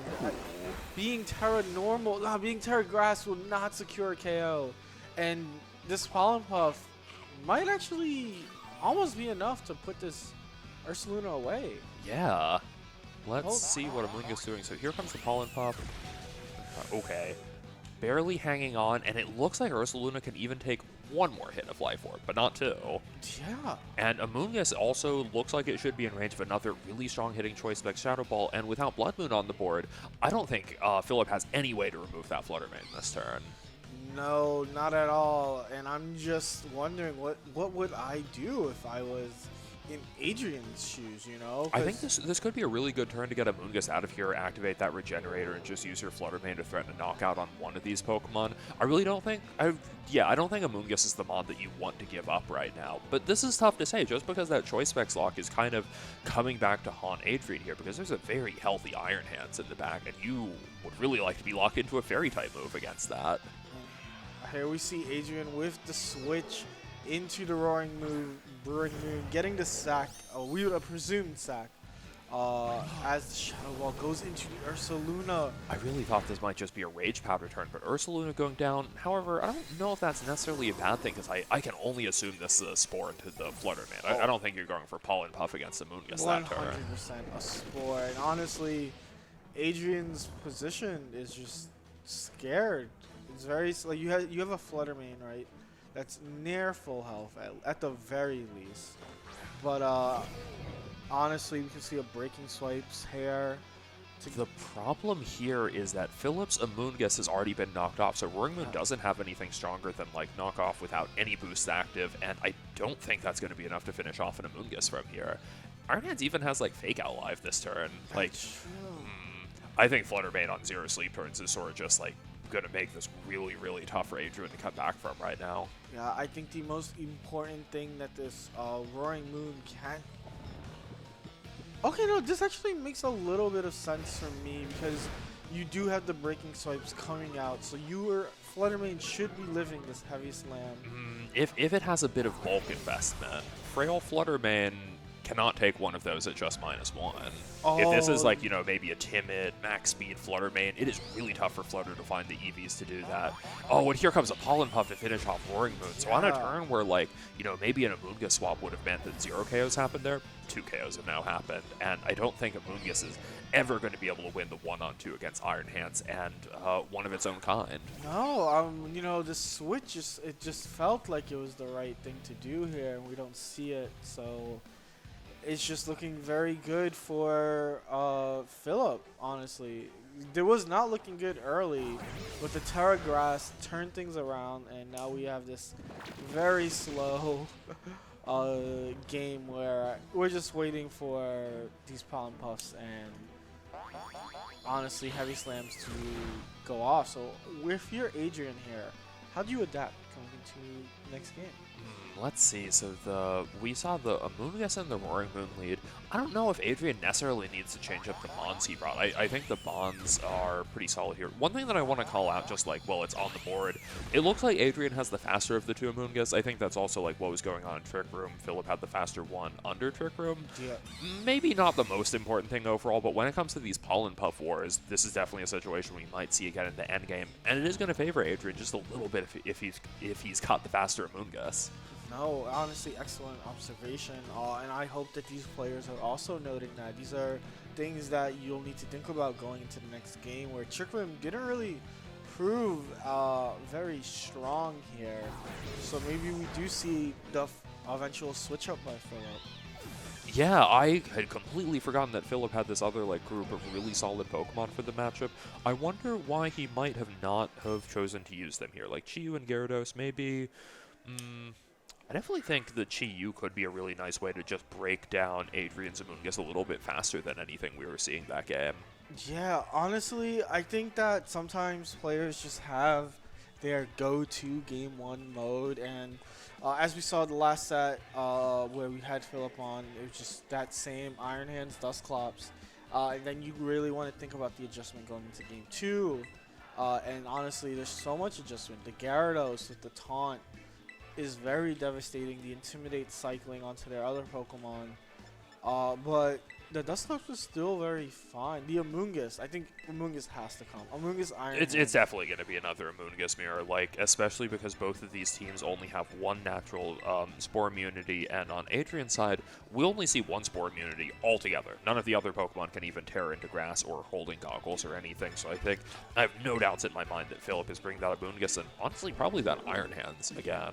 It's very interesting how Amoonguss dropped out of meta relevancy for a large portion of Regulation E, where safety goggles was the common stay, right? And we're seeing the effects. These both Amoongusses are basically having free reign in this matchup. Yeah, if anything, I do think Philip is the one who has like a little bit of potential better counterplay against the Amoonguss. Ooh, it's going to be a Gyarados and Dusclops lead. This is really unusual. Maybe Philip calling out this Roaring Moon Amoonguss lead, saying like, okay, Adrian, you lost the last game, but you got a good lead. I'm going to counter it this time, because I think Gyarados is really the perfect kind of Pokemon for that. Just something like a taunt to shut down Amoonguss straight away seems really promising for him. Yes, and I expect to see exactly that as they do the taunt. The Roaring Moon intimidated means that knockoff is going to do negligible damage. Yeah, that's not even going to knock Dusclops out of the green based on the damage we saw last game. Something that's interesting here, Dusclops going for Trick Room here means that if Gyarados isn't able to connect this taunt against Amoonguss, maybe if a Protect comes out, Amoonguss will have a much better position on the field next turn. So I'm a little bit surprised to see the Trick Room turn 1. That's going to be a knockoff coming out against Dusclops, not doing too much damage, but removing that Eviolite. And here comes the taunt, shutting down Adrian's Amoonguss for the foreseeable future. Yeah. Honestly, that was a play that I feel would have been accounted for, but sometimes you gotta just play straightforward and have your opponent respect you, right, and your options. Yeah, maybe Amoonguss thinking, like, you know, the Protect is so obvious, Amoonguss really would get a lot out of connecting a Spore that turn, so Adrian choosing to take the risk and paying the price for it, because this Amoonguss is absolutely not helping him on the field right now. You know, I guess one thing that's interesting is Roaring Moon seems like a sitting duck for the Will-O-Wisp here, but maybe that's something that Adrian can use to his advantage if he's got a Heatran waiting in the wings right now. That's also very true. Last time we saw the Pain Split coming out, so let's see what they end up doing. But this is also kind of a free knockoff turn if you are Adrian, right? Knocking off into the Gyarados. Yeah, Citrus Berry, one of the best items to knock off, just removing so much free health that your opponent would rely on. Even like, his Pollen Puff into Roaring Moon, who hasn't taken any chip damage yet, maybe expecting a Nightshade. Waterfall just gonna chip Roaring Moon and get to fish for that flinch. Yeah, but no, instead we're gonna see another just pretty free citrus removal. And honestly, things are looking kind of favorable right now, but there is the Terra Grass. You don't even need to Terra Grass because the thing, Oh, because the Amoonguss is taunted. You're so right. Yeah, so Ursaluna even gets to, like, preserve that decision until a little bit later in the game. That looks like it's going to be a Blood Moon into the Roaring Moon slot. I don't know if anything except, like, potentially the Heatran is going to be ready to take one of these, or Roaring Moon, if it's trained to be really bulky, might be able to survive one, but I don't know. I'm always impressed by the output of Blood Moon. Oh, but it is puffing it to full HP. These Roaring Moons that have Breaking Swipes and Knockoff tend to be on the bulkier side. And Roaring Moon barely hanging on. The 1 HP Pollen Puff actually being so impactful for this Roaring Moon because a knockoff into Blood Moon is really going to shut down its damage output. And like I said, and the taunt is shaking off. Words are hard, but yeah, Adrian really knew his calc so well there to be able to make that exact play. I love that. Yeah, like I said, we were expecting a slow, grindy game, and we are getting exactly that, the slow, grindy game. The taunt proving decent, but the Pollen Puff actively healing these Pokemon and like allowing this Roaring Moon to live a Blood Moon, one of the strongest attacks you can dish out in this game. And don't forget, Blood Moon, you only get to use it every other turn. Once you use Blood Moon, you do not even get to consider selecting it for the next turn. So there's not going to be any Blood Moon on the available. It's just Hyper Voice, which is not going to be nearly as threatening for Amoonguss. And speaking of not nearly as threatening, Philip has to burn their Terra or risk the Amoonguss just putting it to sleep, which is just the inherent power. Ooh, Nightshade. I was really expecting a Pain Split there, so Dusclops really might be at the mercy of this Amoonguss going for a Spore and finally connecting the first sleep of the game. Ooh, wait, is it really the first sleep of the game? I don't think anything else has fallen asleep yet because Wow, we you're haven't right. even seen Philip's own Amoonguss yet. So, True, and no, this Hyper Voice hitting into Protect, doing respectable damage to Amoonguss, and Blood Moon does have access to Blood Moon this Yes. turn to potentially try and finish off Amoonguss from there, but I don't know, without Life Orb, it is really not hitting the same. And we should mention that the this is the last turn of Trick Room here. Yeah, you know, even though you, as you said, this has been a pretty defensive game so far, we really have to remember Philip is running out of resources. Like, now that Dusclops is asleep, now that Trick Room is about to run out, now that all of the Pokemon we've seen have had their items knocked off one by Roaring Moon, Philip's resources really are not looking that great, and Adrian hasn't had to make a switch out yet.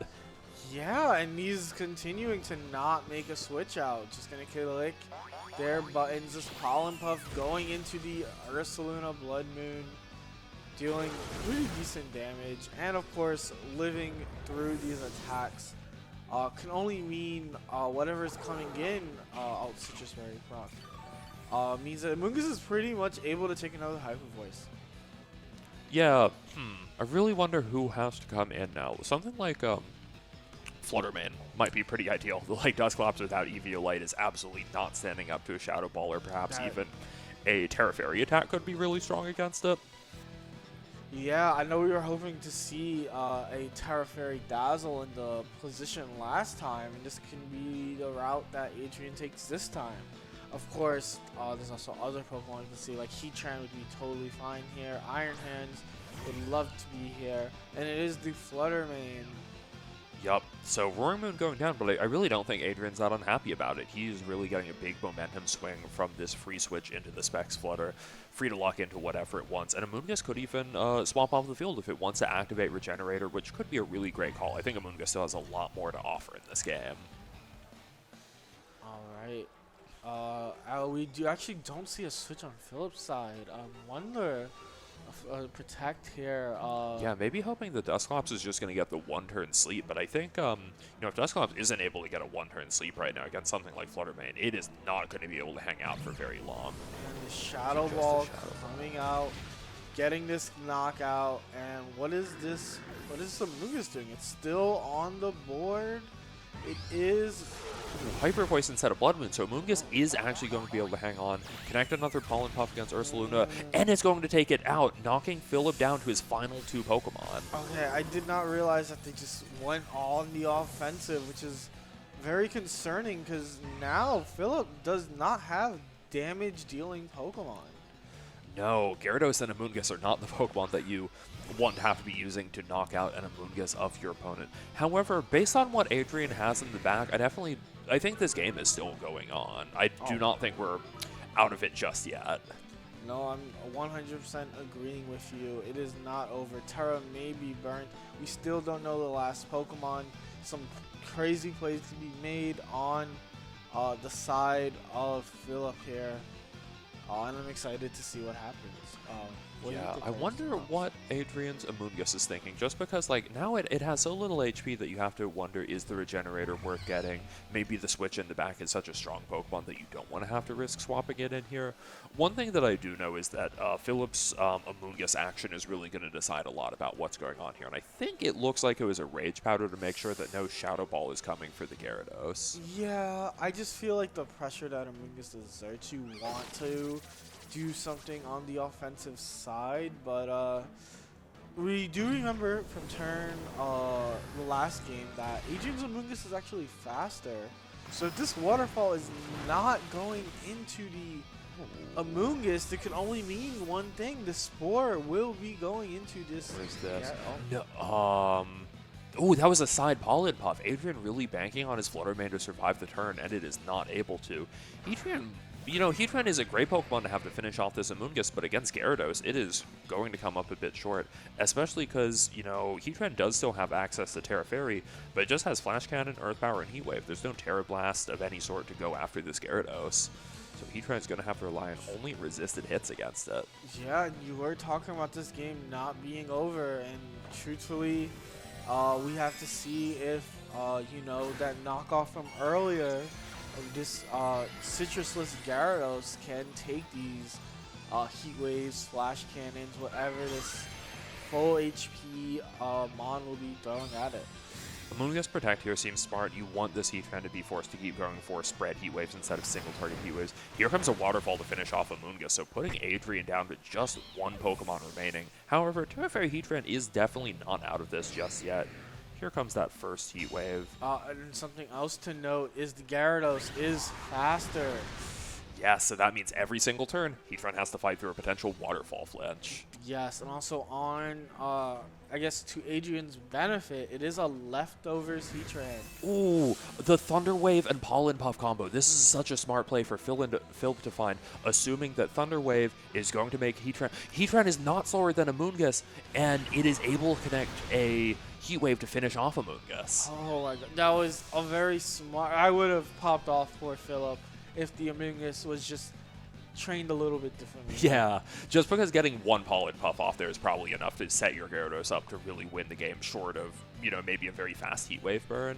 However, Heatran really just has to fight through all the odds right now. Waterfall not doing too much, though. But the odds are in Philip's favor. Waterfall, 30% chance to flinch. I don't. Is it 30 or is it 20? It's 30. 30. That's juicy. And then T-Wave is 1 and 4. 1 and 4.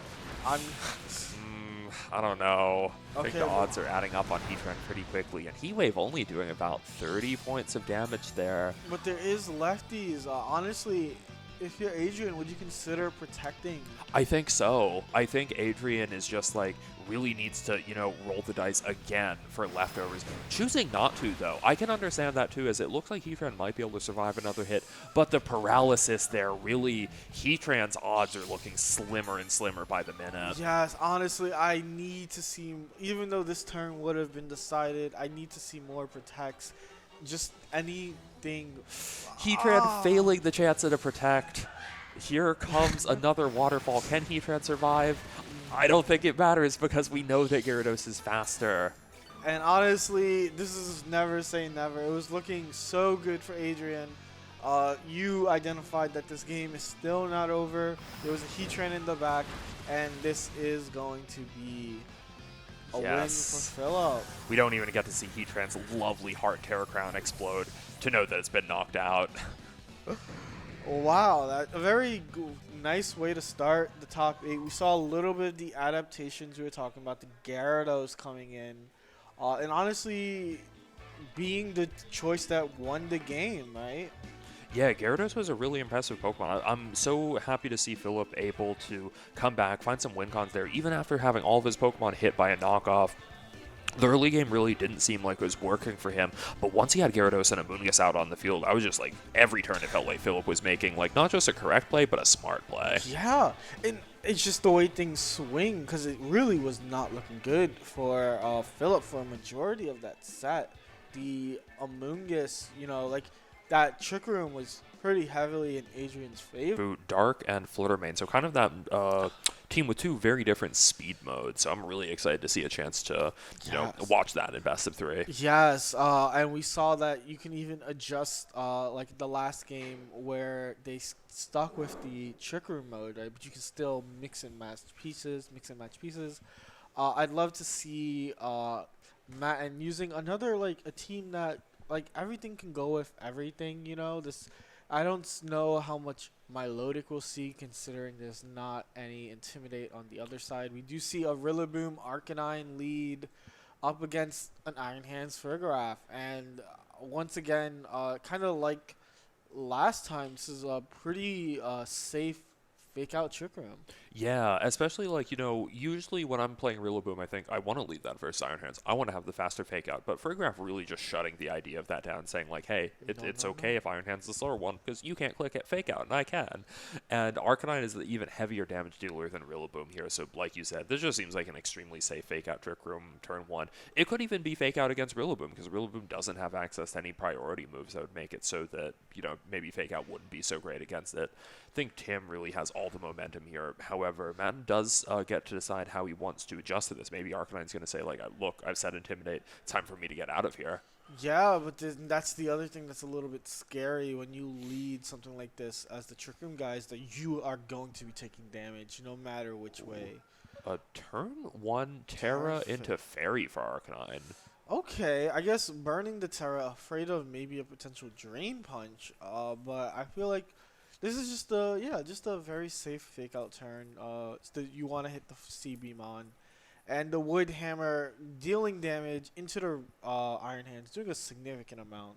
Yeah, going after Iron Hands rather than Farigiraf is interesting. I think both of these Pokemon are pretty good targets. Farigiraf with that Citrus Berry is going to be even tougher to knock out, and especially when you're turning your Arcanine into this Fairy type, Iron Hands doesn't have any juice boxes to sip on. It can go for Drain Punch on Rillaboom if it wants, but it's not going to heal nearly as much as a Drain Punch on Arcanine would let it do. Yes. However, it still is going to be able to heal out of this Rillaboom's damage range. And this is an Assault Vest Rillaboom, right? This is an Assault Vest Assault Vest Rillaboom, so, not helping it with the Psyshock damage. Ooh, Sinistcha is a really great switch and gonna let Rillaboom heal off all of that Wood Hammer recoil, and there should be enough to put it out of range of the double up that it looks like Tim selected. Yes, the Drain Punch damage doing very bare minimum just because of what we saw earlier. And honestly, it's looking still pretty good for Matt, and depending on what they choose. They do choose a Wood Hammer. Ooh, is this enough to get rid of Iron Hands? No. Just thanks to that Drain Punch healing, Iron Hands is still in the picture, and Rillaboom close to leaving the picture. However, due to this Sinistcha having a support set with Rage Powder, Tim might not actually have any easy way to finish off that Rillaboom, because it looks like it should be out of range of a Dazzling Gleam due to Farigiraf's lower special attack stat. Yeah, honestly, it can do that. It can do even Matcha Gotcha switch into Arcanine for more. Honestly, mine has a lot of options despite not being the Trick Room, the person that set up Trick Room. Yeah, I really like his decision to lay all these attacks into Iron Hands just because he's almost got it knocked out already. And Sinistcha just has a very comfortable position. Like you said, I think this really just might be the Matcha Gotcha Arcanine swap. And because of the Fairy typing, Arcanine is just a way safer swap than it would be normally. Yeah, and we do see the Heavy Slam read with -2. It's really not going to do much. This Psyshock will do significant damage, however. Oof. Doing quite a bit. Honestly, I think if this Matcha Gotcha connects onto this Iron Hands, takes it out. Because of Grassy Train, that's actually doing like way more than I expected on Farigiraf. I'm not very used to seeing the Sinistcha Rillaboom combination, but I kind of like that. However, it's really just bringing this Ursaluna in, and it's in Trick Room with at least 2 turns. This is kind of scary. You don't really. The Sinistcha is the only one to protect. You still have Terra active. We see them. You can just do a helping hand like Terra normal Hyper Voice, and I think you're getting 2 if you do that. I don't really think Sinistcha is going to be bulky enough to survive one of these. This isn't the more defensive Terra Grass that we saw last game. This is Terra Normal. Farigiraf is already like protecting Blood Moon from things, so Blood Moon is just ready to go all in on the offense. And really, we're seeing the consequence of that not trying to remove the Farigiraf. Armored Hail is still active. Doesn't matter if you get a free swap into your Rillaboom because you cannot click Fake Out, you cannot click Grassy Glide yet. Yeah, and like I know we even like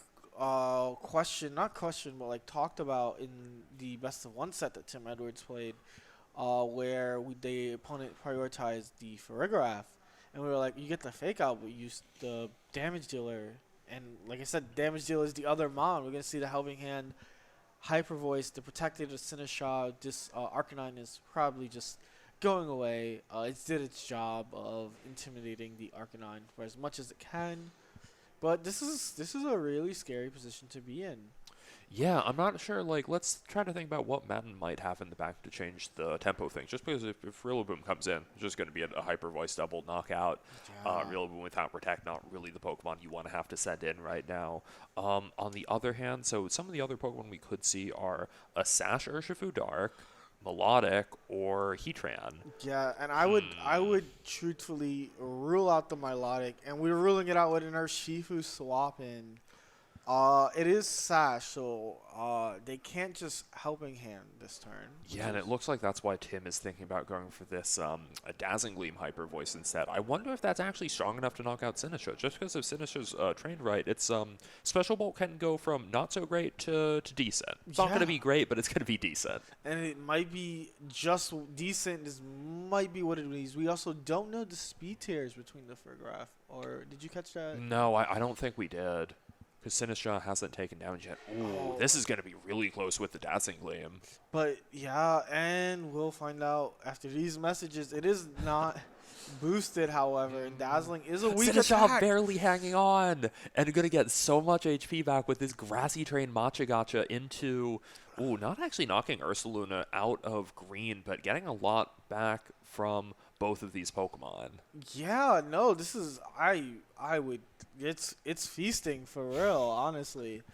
And you're in just such a commanding position now. You can Matcha Gotcha will be single target actually if Urshifu can take out a knockout on either of these Pokemon. Yes, and that's really the cool thing about where Urshifu sits right now. It can get a knockout on either of these mons if it wants. Wicked Blow the Farigiraf or Close Combat the Ursaluna. No chance of protecting against that Unseen Fist ability. You can get whichever knockout you want. I would love to see which one they end up taking. I kind of have to assume it would be the Blood Moon first. I think that's just a way bigger threat than the Farigiraf, but this looks like it's going to be Wicked Blow. So Blood Moon surviving that. Machagacha is going to get a double connect here, though. This should be able to finish off the Ursaluna from red HP. And actually gives Sinisha more HP to heal. We did, honestly, I guess this is fine. I was a little bit wary of the Dazzling Gleam, just going to put my Mons, but this is fine. Just the fact that both of these Mons are living no matter what this Mon does. Yeah, I was surprised to see the Wicked Blow, but it's not a bad decision to let Sinistcha heal a little bit more, like you said. It just, like, I do feel like it's a play that has a couple more downsides attached to it. Farigiraf not even able to knock Urshifu to Focus Sash? What is going on, Farigiraf? Dazzling Gleam is a weak move. Citrus Berry indicates it's probably one of the bulkier Farigirafs, so... Ooh, so Urshifu coming out. For a moment, I'm thinking, like, oh, this seems good for Tim. But because the Sinistcha has Rage Powder, I think this is still looking very fine for Matten, because Sinistcha can just give its life up, maybe get hit by a Wicked Blow in the process, but that's going to give Matten time to potentially connect a Wicked Blow and knock Farigiraf off the board.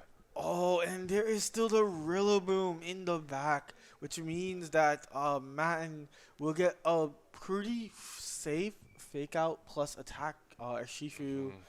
Being protected here, this Wicked Blow trading Mons. Honestly, very impressive how Matten played this. It looked very scary in the mid game, and Sinistcha really put in some good work this game. Like, I think Tim Edwards basically got like one turn kind of wrong against it, where he maybe needed to knock out Sinistcha, but Sinistcha was barely able to hang on from that double up. But now he's just created this really safe, like, fake out attack pin that any good Urshifu player is always looking for ways like this to end the game. yeah, honestly, well played. But it begs to talk about how you adapt from here. What went wrong? What went right? What are your thoughts?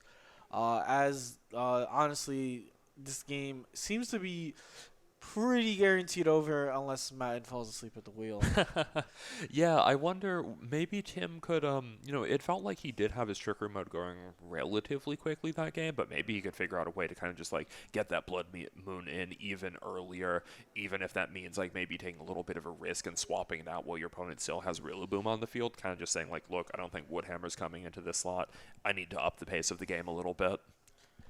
Yeah, and I do want to point out that the early Terra made it a fairy on Switch, the Arcanine, and that actually ended up being useful, forcing the Iron Hands to click Heavy Slam earlier turn.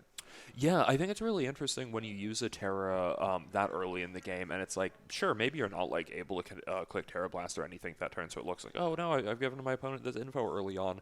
But if it's giving your Pokemon like better ability to switch in the long game, it can be good to pop that Terra really early on. Yes, we also see that this Iron Hands is Terra Fire. We can see that maybe coming into play. I know the problem was that turn 1 damage into the Iron Hand was a lot. I think Iron Hands collecting Terrifier, like, I agree, that could be interesting, but I think the downside in the long game is very much there, just with something like, maybe Arcanine's going to be looking to lock in a Rock Slide a little bit later in the game. Your Blood Moon's not going to have access to that Terra Normal to really up its damage, and you're going to feel more pressure to go for Blood Moon instead of Hyper Voice to still do really good damage.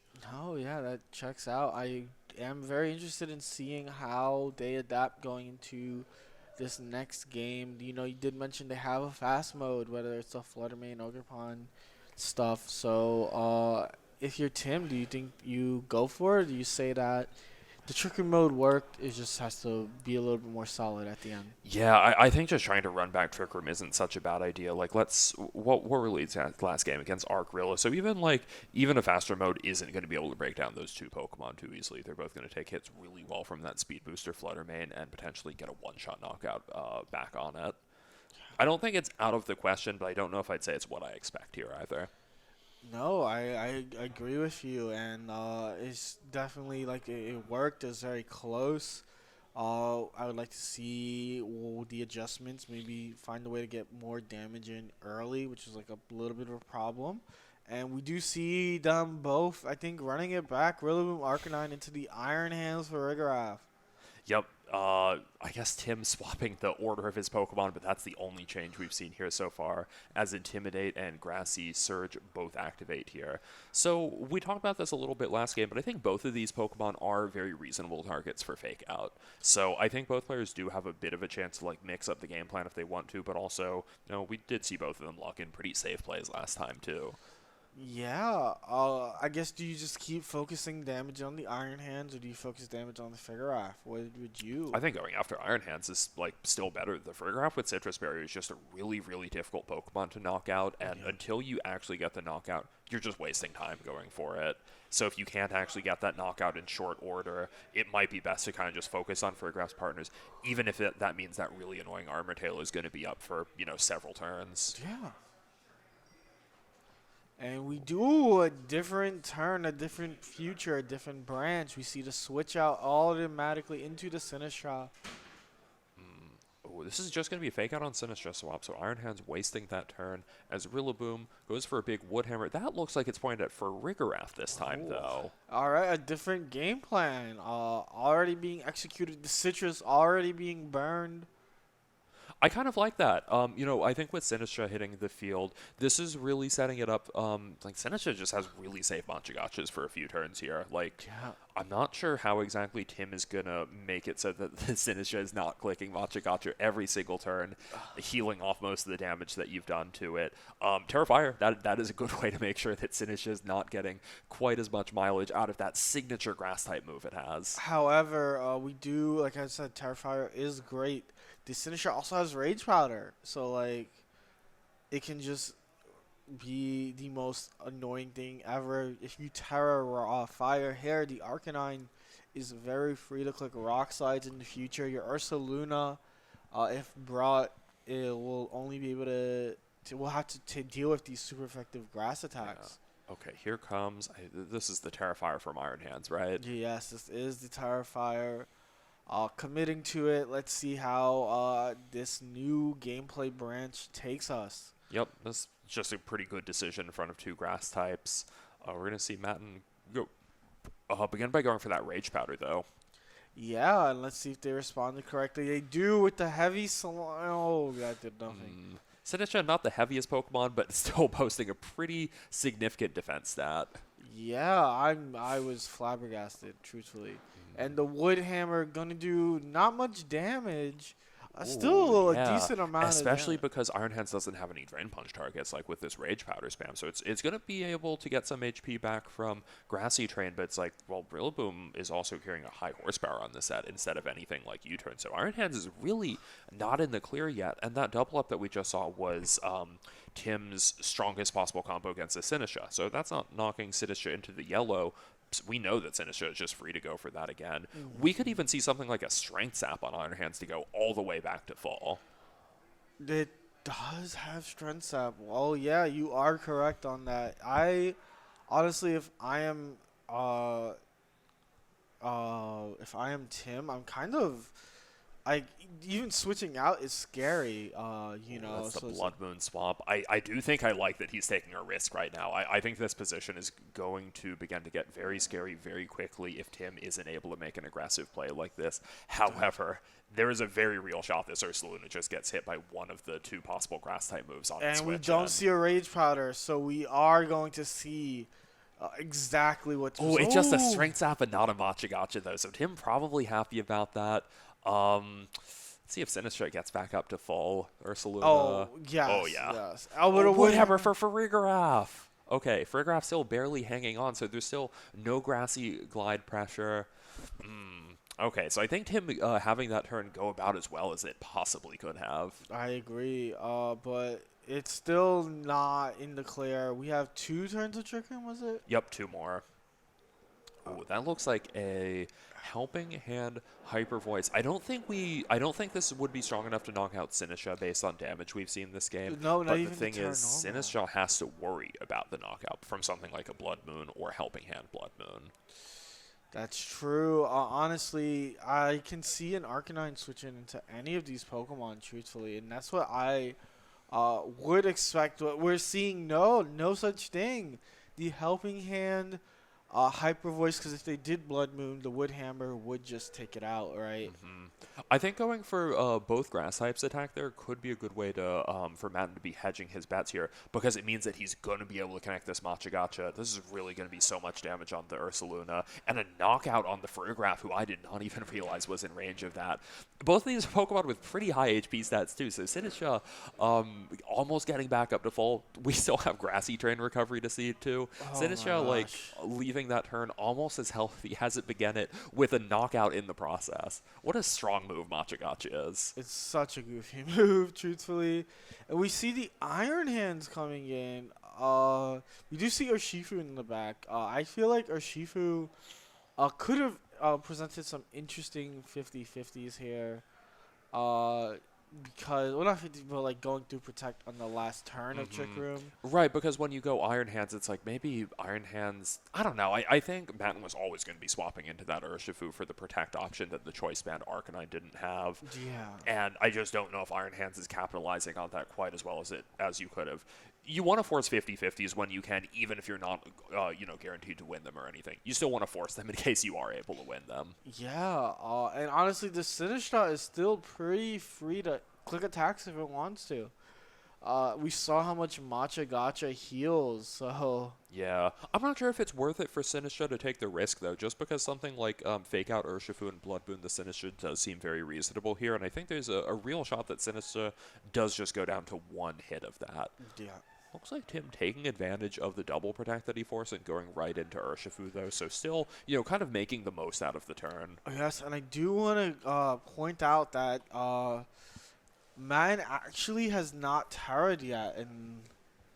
Oh, that is really bad news, just because, like, this position already looks like it's decent for Matt, and this Ursaluna is low on HP, Trick Room is over, the Trick Room setter is knocked out, but the fact that Sinistra could use something like Terra Poison, that is, just as good as any other Terra, really going to make it so that this Urshifu not only has to go after Sinistra, it's not going to knock it out, it is going to activate Rocky Helm in the process and break its own Focus Sash. I think Matt is setting up a very similar endgame to what we saw last time.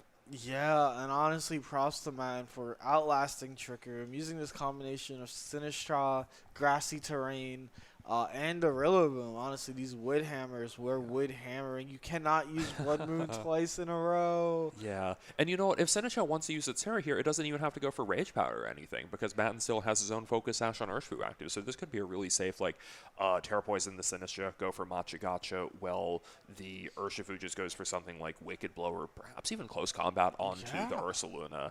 I think Batten has a lot of potential ways to end obviously this game. the Macha Gotcha, though, can miss, so...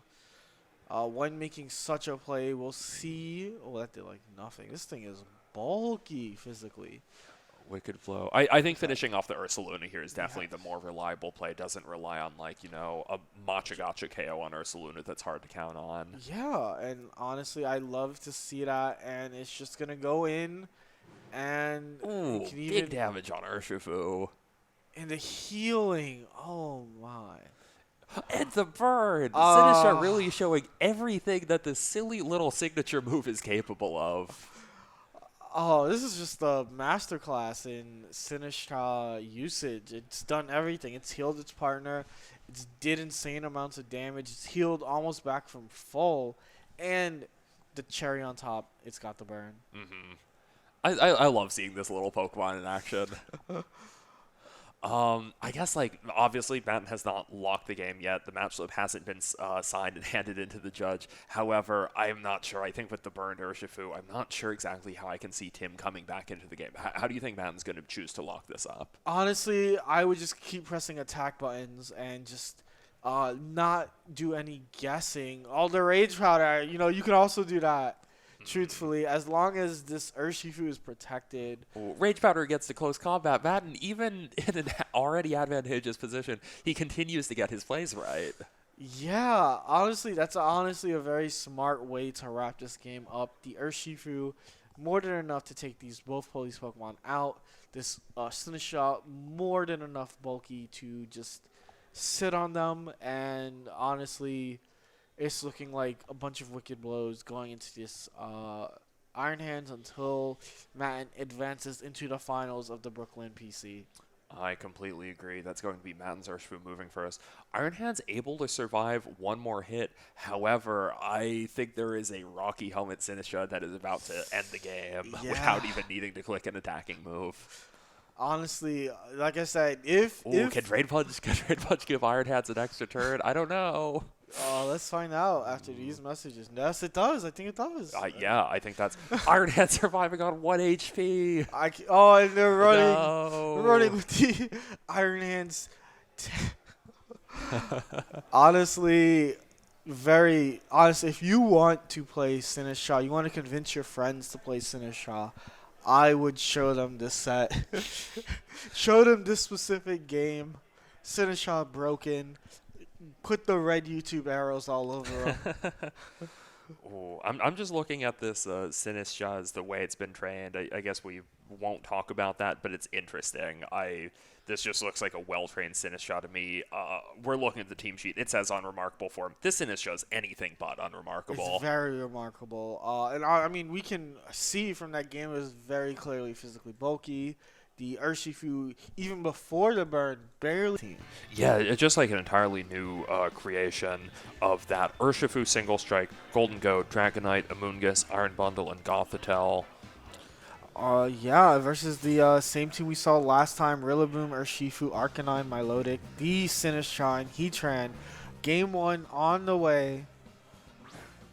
Matten bringing out the Urshifu Dark Heatran into the Iron Bundle Godango.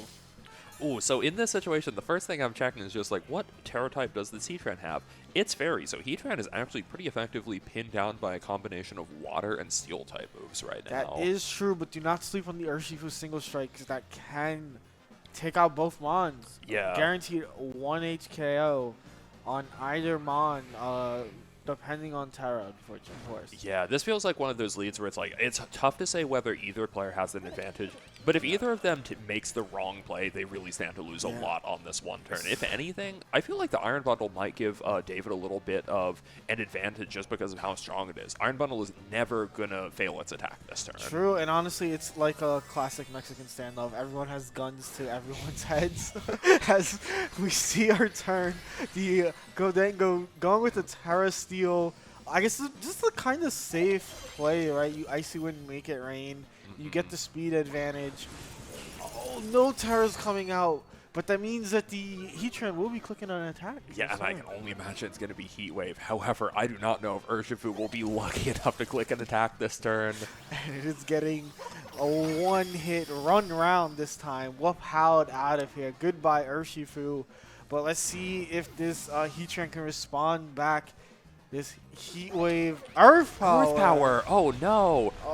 Wow, Earth Power doing really substantial damage to Golden Go, but to be honest, I was really expecting to see a Heat Wave there. Yeah, it's a little bit stronger against Golden Go due to the same type attack bonus, and it would be doing huge damage to Iron Bundle in the process. Yeah, as we say in the business, I'm a little perplexed. But, I mean, still significant damage. on this Mon, you can still click You've still Heat Wave. knocked, this is the Metal Coat Golden Go, so it's not even going to be knocking itself out with another attack, and with Urshifu off the field, there's no potential priority move to, like, just prevent it from getting an attack off here either. Yeah, honestly, a kind of stressful situation, but we do have the T. The T is here to Rage Powder away any scary attacks that either of these Mons might be doing. This Hydro Pump, for instance, getting taken, and honestly... And make it rain instead of a Shadow Ball. Okay, so I think Sinistcha might be able to survive this turn. Yes, just barely. And Heatran's going to have another chance to go for an attack here. Heck yes. And the Heat Wave, which we were expecting, getting the KO on the Goldango. Which Yes, and with Golden Go out of the picture, Heatran can now begin to think about going for that defensive Fairy Terra if Yeah. it just wants to be able to take anything from this Iron Bundle. However, I think David has two very strong Pokemon to pack to go up against the Heatran. And I guess the unfortunate thing of not clicking Heat Wave, right, is that this Iron Bundle gets to live another day. Yup, Iron Bundle has any number of ways to finish off the Sinistcha right now. I wonder, Sinistcha could be trying to swap out to activate that Hospitality one more time, but you have to ask, is that worth it? Is it worth letting your switch and take damage to get Hospitality up another time? I'm not totally sure. Yeah, and honestly, what is really stopping David here from just clicking Icy Wind Stomping? Yup, Heatran is going to be very much forced to click that Terra Fairy to even survive the turn.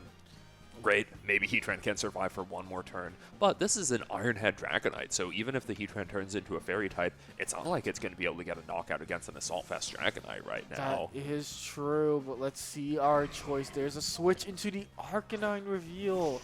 It is choice banded, meaning this E-Speed can pick up both targets if it wants to.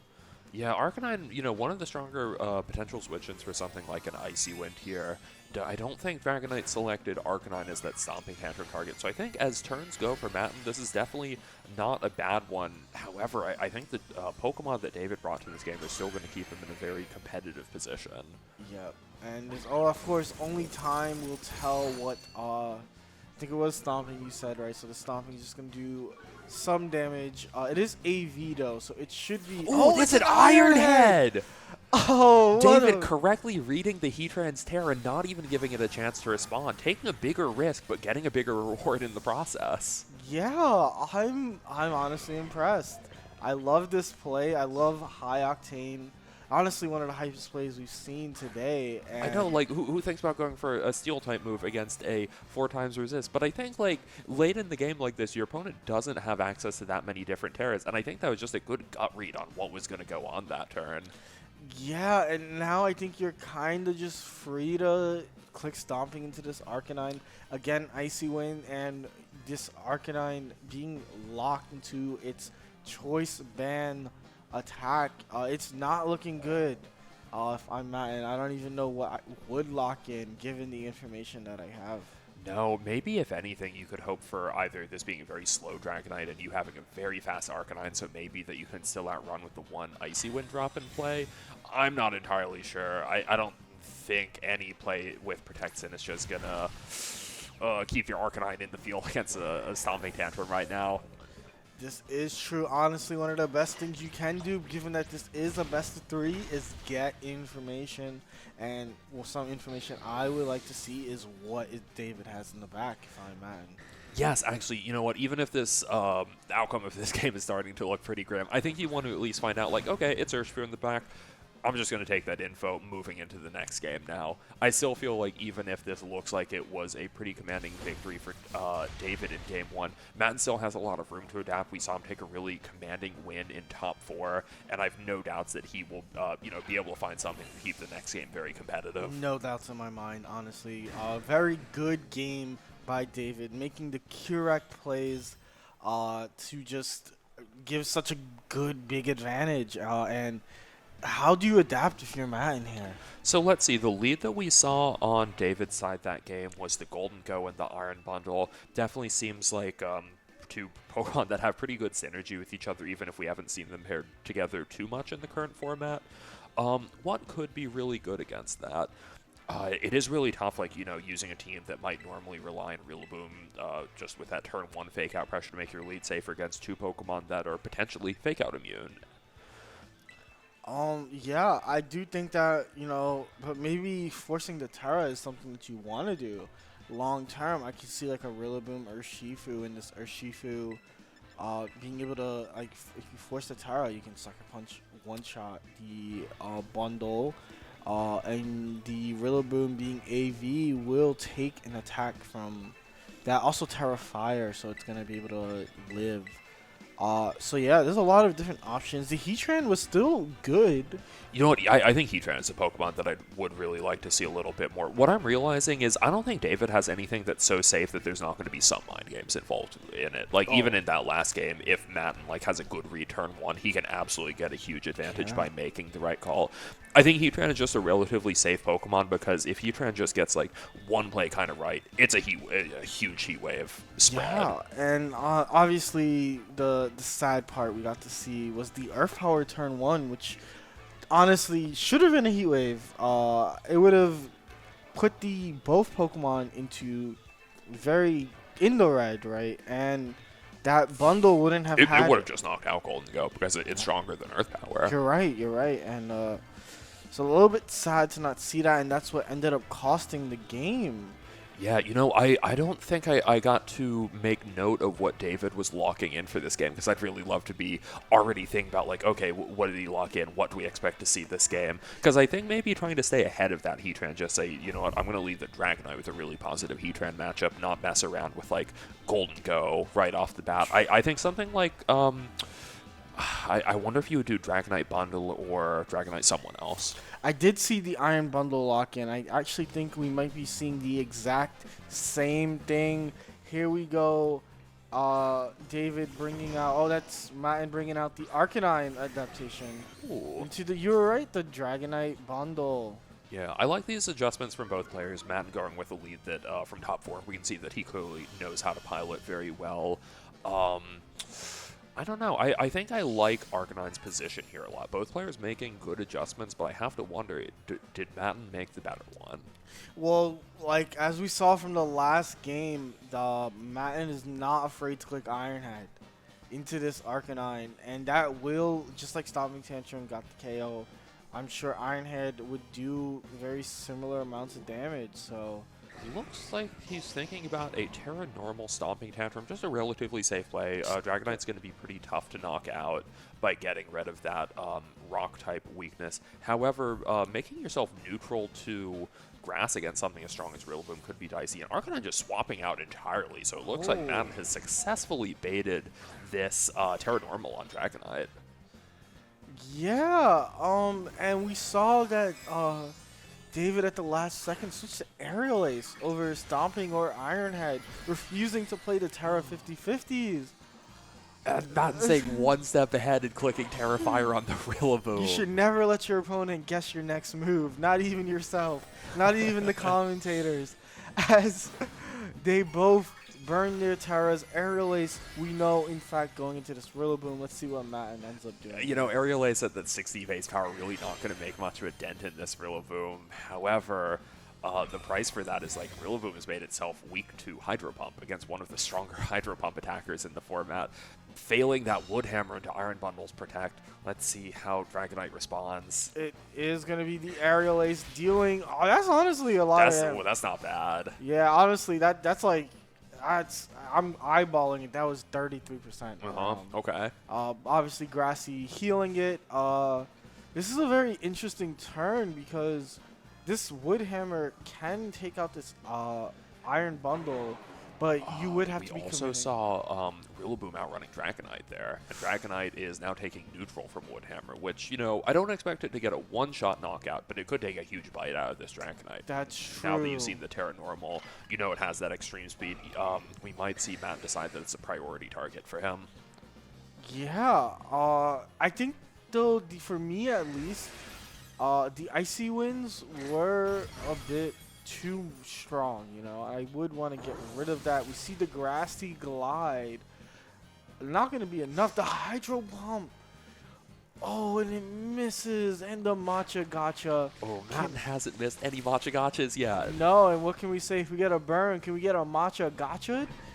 The Iron Santa coming out, and there is no burn coming out, but there is a little bit respectable healing.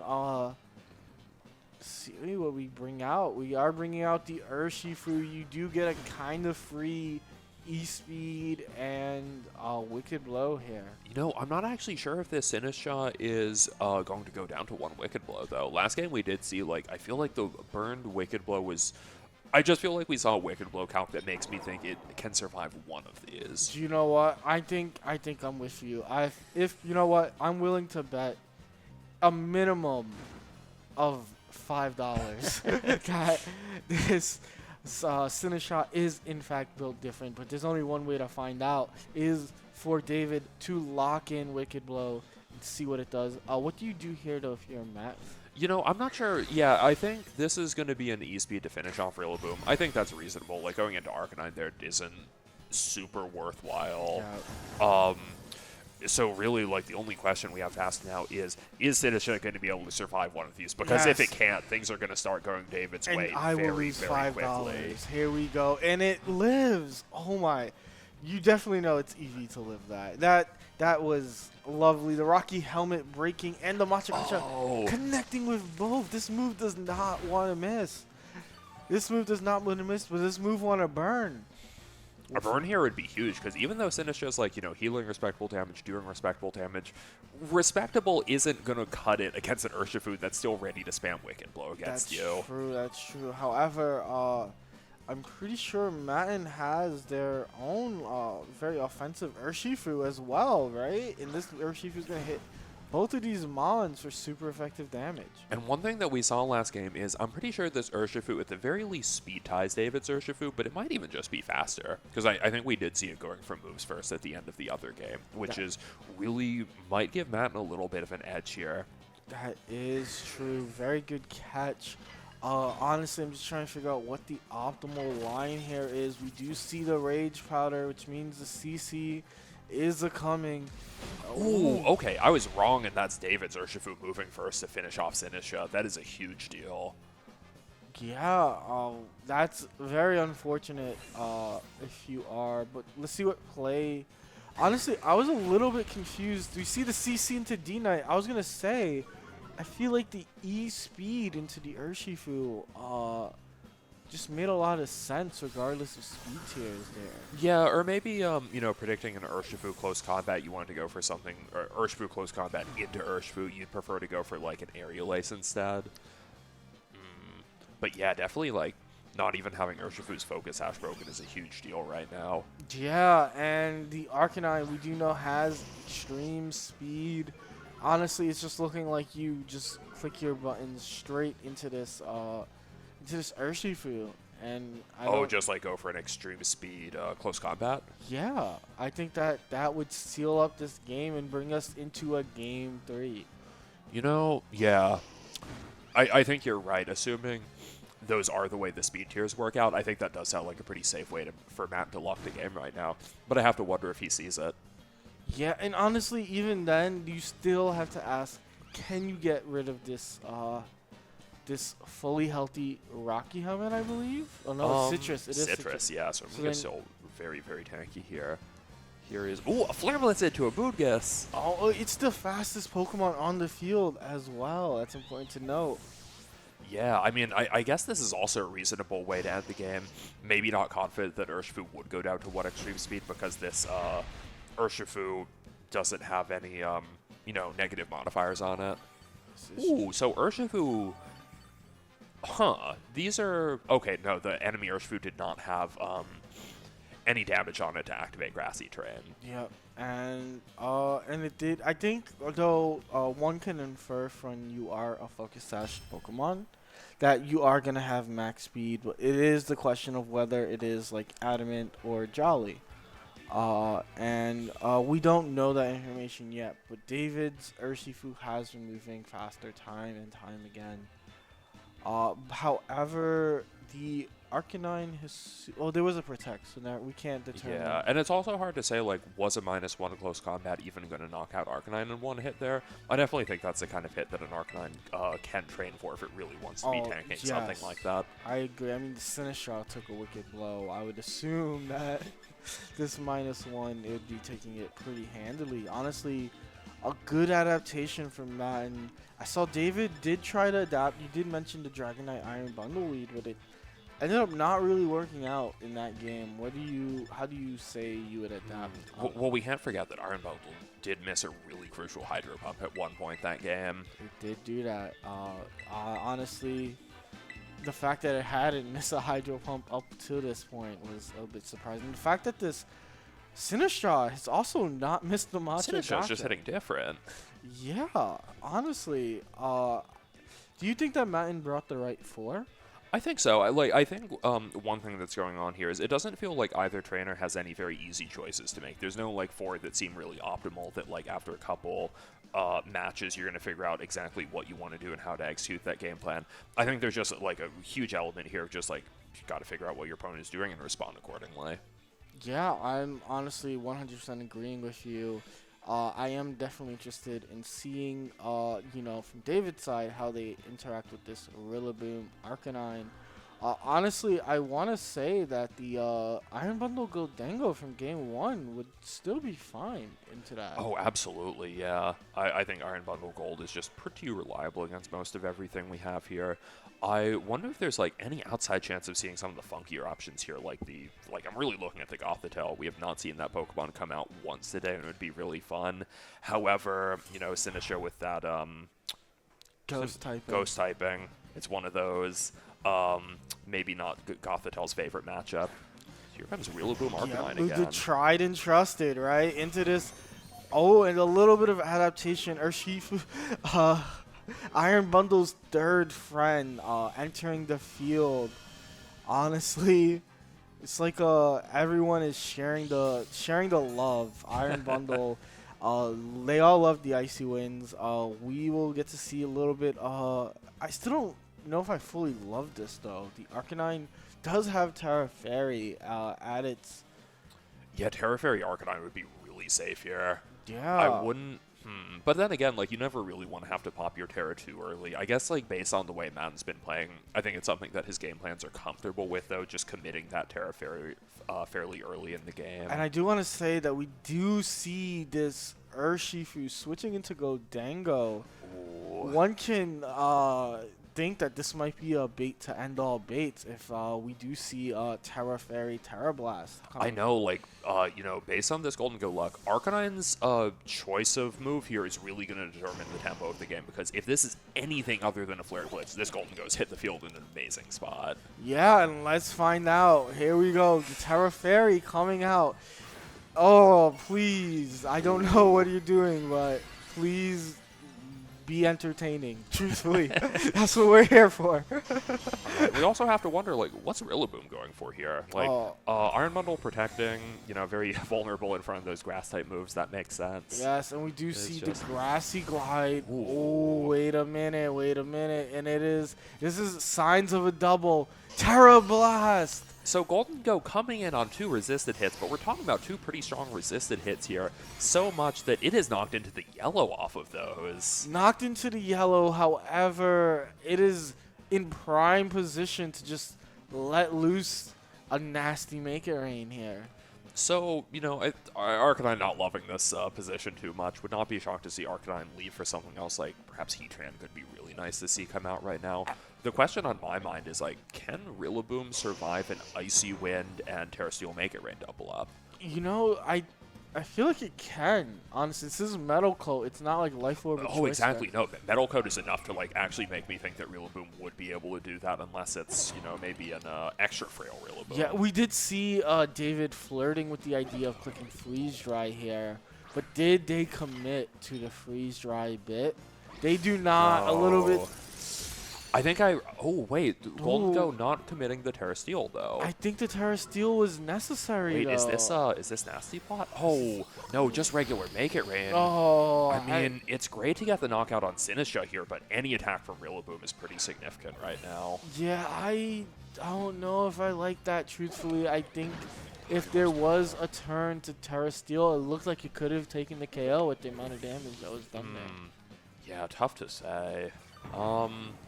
Let's see. I mean, David's position definitely isn't too bad here. He actually has like 3 Pokemon at full health. He still has access to his Terra, and in the back, like, Mountain has this Rillaboom on the field, which probably can't get a one-shot on bundle with a Grassy Glide. Yeah. Arcanine coming back in, who's going to have to choose a choice move to lock into. I definitely think Mountain is very much in the game. Sorry, David is very much in the game. Yeah, honestly, preserving the Terra, you know, this is where these Terra E-Speeds, I was wondering, I'm like, how do you deal with this Arcanine once the Mon is gone? And we're not going to find out yet, as we do see the Urshifu come out on their side. Yeah, let's see. Urshifu, I'm not sure if that's the swap that I was expecting to see first. Like, Arcanine with Rock Slide here could have been really nice, but I definitely think Urshifu has some pressure of its own. Yeah, I mean, we could see the Grassy Glide, right? Plus, Yeah, Grassy Glide Sucker could just prevent this bundle from moving entirely. yeah, there's a lot of things to be thinking about in this turn, and this is why I honestly love this game. There's so many different routes that can be taken. And Oh, you know, if Dragonite wants to, I think a Terra Normal E-Speed would just Yes. stop the Rilla from moving entirely. That's what I'm saying. There's so many Grassy mind Glide. games here. Bundle. Ooh, but if we saw Grassy Glide, that means there's no Sucker Punch. So this is Icy Wind. And the Aerial Ace. Will it be enough, though, Aerial Ace having a low base power? I think Dragonite can do it. I'm All a right. believer. Are we the Dragonite that could? It is! And now, oh my gosh, this game that looked a little bit rough is coming ever so closer into David's side. I mean, this Rillaboom well in KO range. I'm curious as to what we're going to see here. Yeah, I think David has pretty secure locks on this game with just like Terra Normal Dragonite isn't going to go down to one hit of Arcanine doing anything. And E-Speed definitely finishes off Rilla from here. And this Urshifu still has its sash intact. Yep, even if it doesn't really want to be fighting a Fairy-type Arcanine, just like 1 or 2 extra attacks are really all you need right now. Yeah, well, do you Freeze Dry or Icy Wind? Or Or even like consider something like a Protect here. I think David potentially has a lot of ways to win this game. It's just a matter of him finding them, and I think finding them all start with going from Extreme Speed onto this Rillaboom. yeah, I mean, that was the lock. I mean, a shaved monkey could figure out this play, truthfully. You got to get rid of a priority 2 E-Speed, hitting into the Rillaboom. It's just basic priority maths. And the E-Speed hitting the Rillaboom, guaranteeing the KO as we see what this Arcanine might lock in. The Icy Wind hitting. Oh, that was such a slow. Yeah, Icy Wind hitting, honestly, is just what the doctor ordered here. Locking into the Terra Blast, which does make sense. However, it's going to be slower now than like every Mon on David's side. Yeah, no matter how flashy that Terra Fairy Blast is, it's not going to be enough to knock out a normal type Dragonite. So I have to wonder, is Arcanine even going to survive one more turn here? Against the Freeze Dry Iron Head combo, I'm not so sure. I think Dragonite's tech move is really coming in clutch here, leading Mountain to concede. That is going to be David winning the Brookland Premier Challenge. Congratulations to David for winning. Honestly, really cool to see this Sinistra team claiming one of New York's last big tournaments here, the Brookland Premier Challenge. No, we see. Wait, did Sinistra win? Wait, no. No, Sinistra claimed second. Yeah, it's been a long night, clearly. I'm Sinistra pilled. I had a bias, if you couldn't tell. Well, no, if anything, I think it's really funny to see, one of the last regulation E-tournaments I watched was San Antonio, where you saw Geo coming out on top with the same, Iron Bundle and Floater Mane aren't the same Pokemon, but they are both booster speed Icy Wind users, supported by other strong Pokemon like Golden Go, Urshifu Dark. really just showing that that is one of the strongest cores to finish out this format with. Yeah, I love that. I think that that might be something that you would want to consider going into the future is these Icy Wind offensive teams. I know that a lot of Regulation D, a lot of Regulation E has been like dominated by Tornadus, and Tornadus did not make a big splash in today's top 8. We didn't see one Tornadus on stream today, did we? No, I can't count Wow. that. No fingers. Yeah, that's actually very impressive. Again, once again, congrats to David and this Iron Bundle that just did. Led it every single game of this set. You have any more closing thoughts here? Yeah, I mean, I think that is a really interesting playstyle to showcase with Iron Bundle, because the way that I've thought about the Pokemon is it can be really good in the front, but there's a kind of bigger risk attached to it than bringing it in the back, because you really have to be comfortable with those positions, because sometimes, I guess in this matchup, though, you could even swap Iron Bundle out, put it back in, and it's still going to be sitting at the same speed tier, because there's no Scarfers, there's no Tailwind to go up against. I guess against a slower paced team like what Matten was on, you can lead your bundle and swap it out if you find a lead that you don't like. But maybe in this matchup, David's comfortable saying, like, look, Iron Bundle doesn't have to go anywhere. He's just going to click Icy Wind. He's going to be happy about it. Yeah, no, I think a lesser man, me, I would have been switched out this Iron Bundle. It stayed on the field. It did its job. It exerted its pressure. The turn 1 switch was so risky, and it paid dividends, as we saw the Grassy Glide. Terra Blast just not do anything, right? And that, honestly, props to David there. Yeah, I think he was taking really good advantage of the fact that some of Matten's Pokemon like don't have access to Protect. So it means once David gets one of these plays right, it's going to be really tough for Matten to respond. Like, even getting one play wrong just means that it's so tough for him to readjust, and he's going to have to pay a huge cost in terms of his HP stat, in terms of using defensive tears to get back on the board again. Iron Bundle and Golden Go are not forgiving Pokemon to reposition against. They were not. Make It Rain's dealing so much. Excellent preservation of Terra for the Terra Normal later. Like, honestly, just very good play from both players. Our first game 3 as well. Fitting that it was the final match. Yeah. All right, I think we will sign off in 1 second. Thank you guys so much for tuning into this event. Any other closing thoughts, Jode? Honestly, Reg E has been fun. It's been a very long season, lots of cool things, and I'm just excited for Reg F holds. We have Portland in a week. We have actually one last MSS this Sunday in Queens for any New York locals looking for a tournament. But yeah, I'm just excited for Regulation F, truthfully. Yes, absolutely. I'm really excited to see some of these Pokemon that are going to be joining the fray in Regulation F, like our good friend Incineroar. I think the format, a lot of the same Pokemon are going to stay relevant. Maybe some new ones are going to rise into relevancy, but I think we're just going to see another really fun format coming up. Yeah. I can't wait. And honestly, thank you for having me, the Brookland team. Thank you for being such an amazing caster to bounce off of. I didn't expect. I thought I was going to have to do the solo, or maybe have like. I was expecting to do it solo, so Yeah. it is good to not have to do that. Yeah, and this was like one of my first times doing this, and you like made this so easy. So truthfully, thank you. Cheers. Cheers. All right. Thank you guys so much for tuning in. See you around. Yarbanar.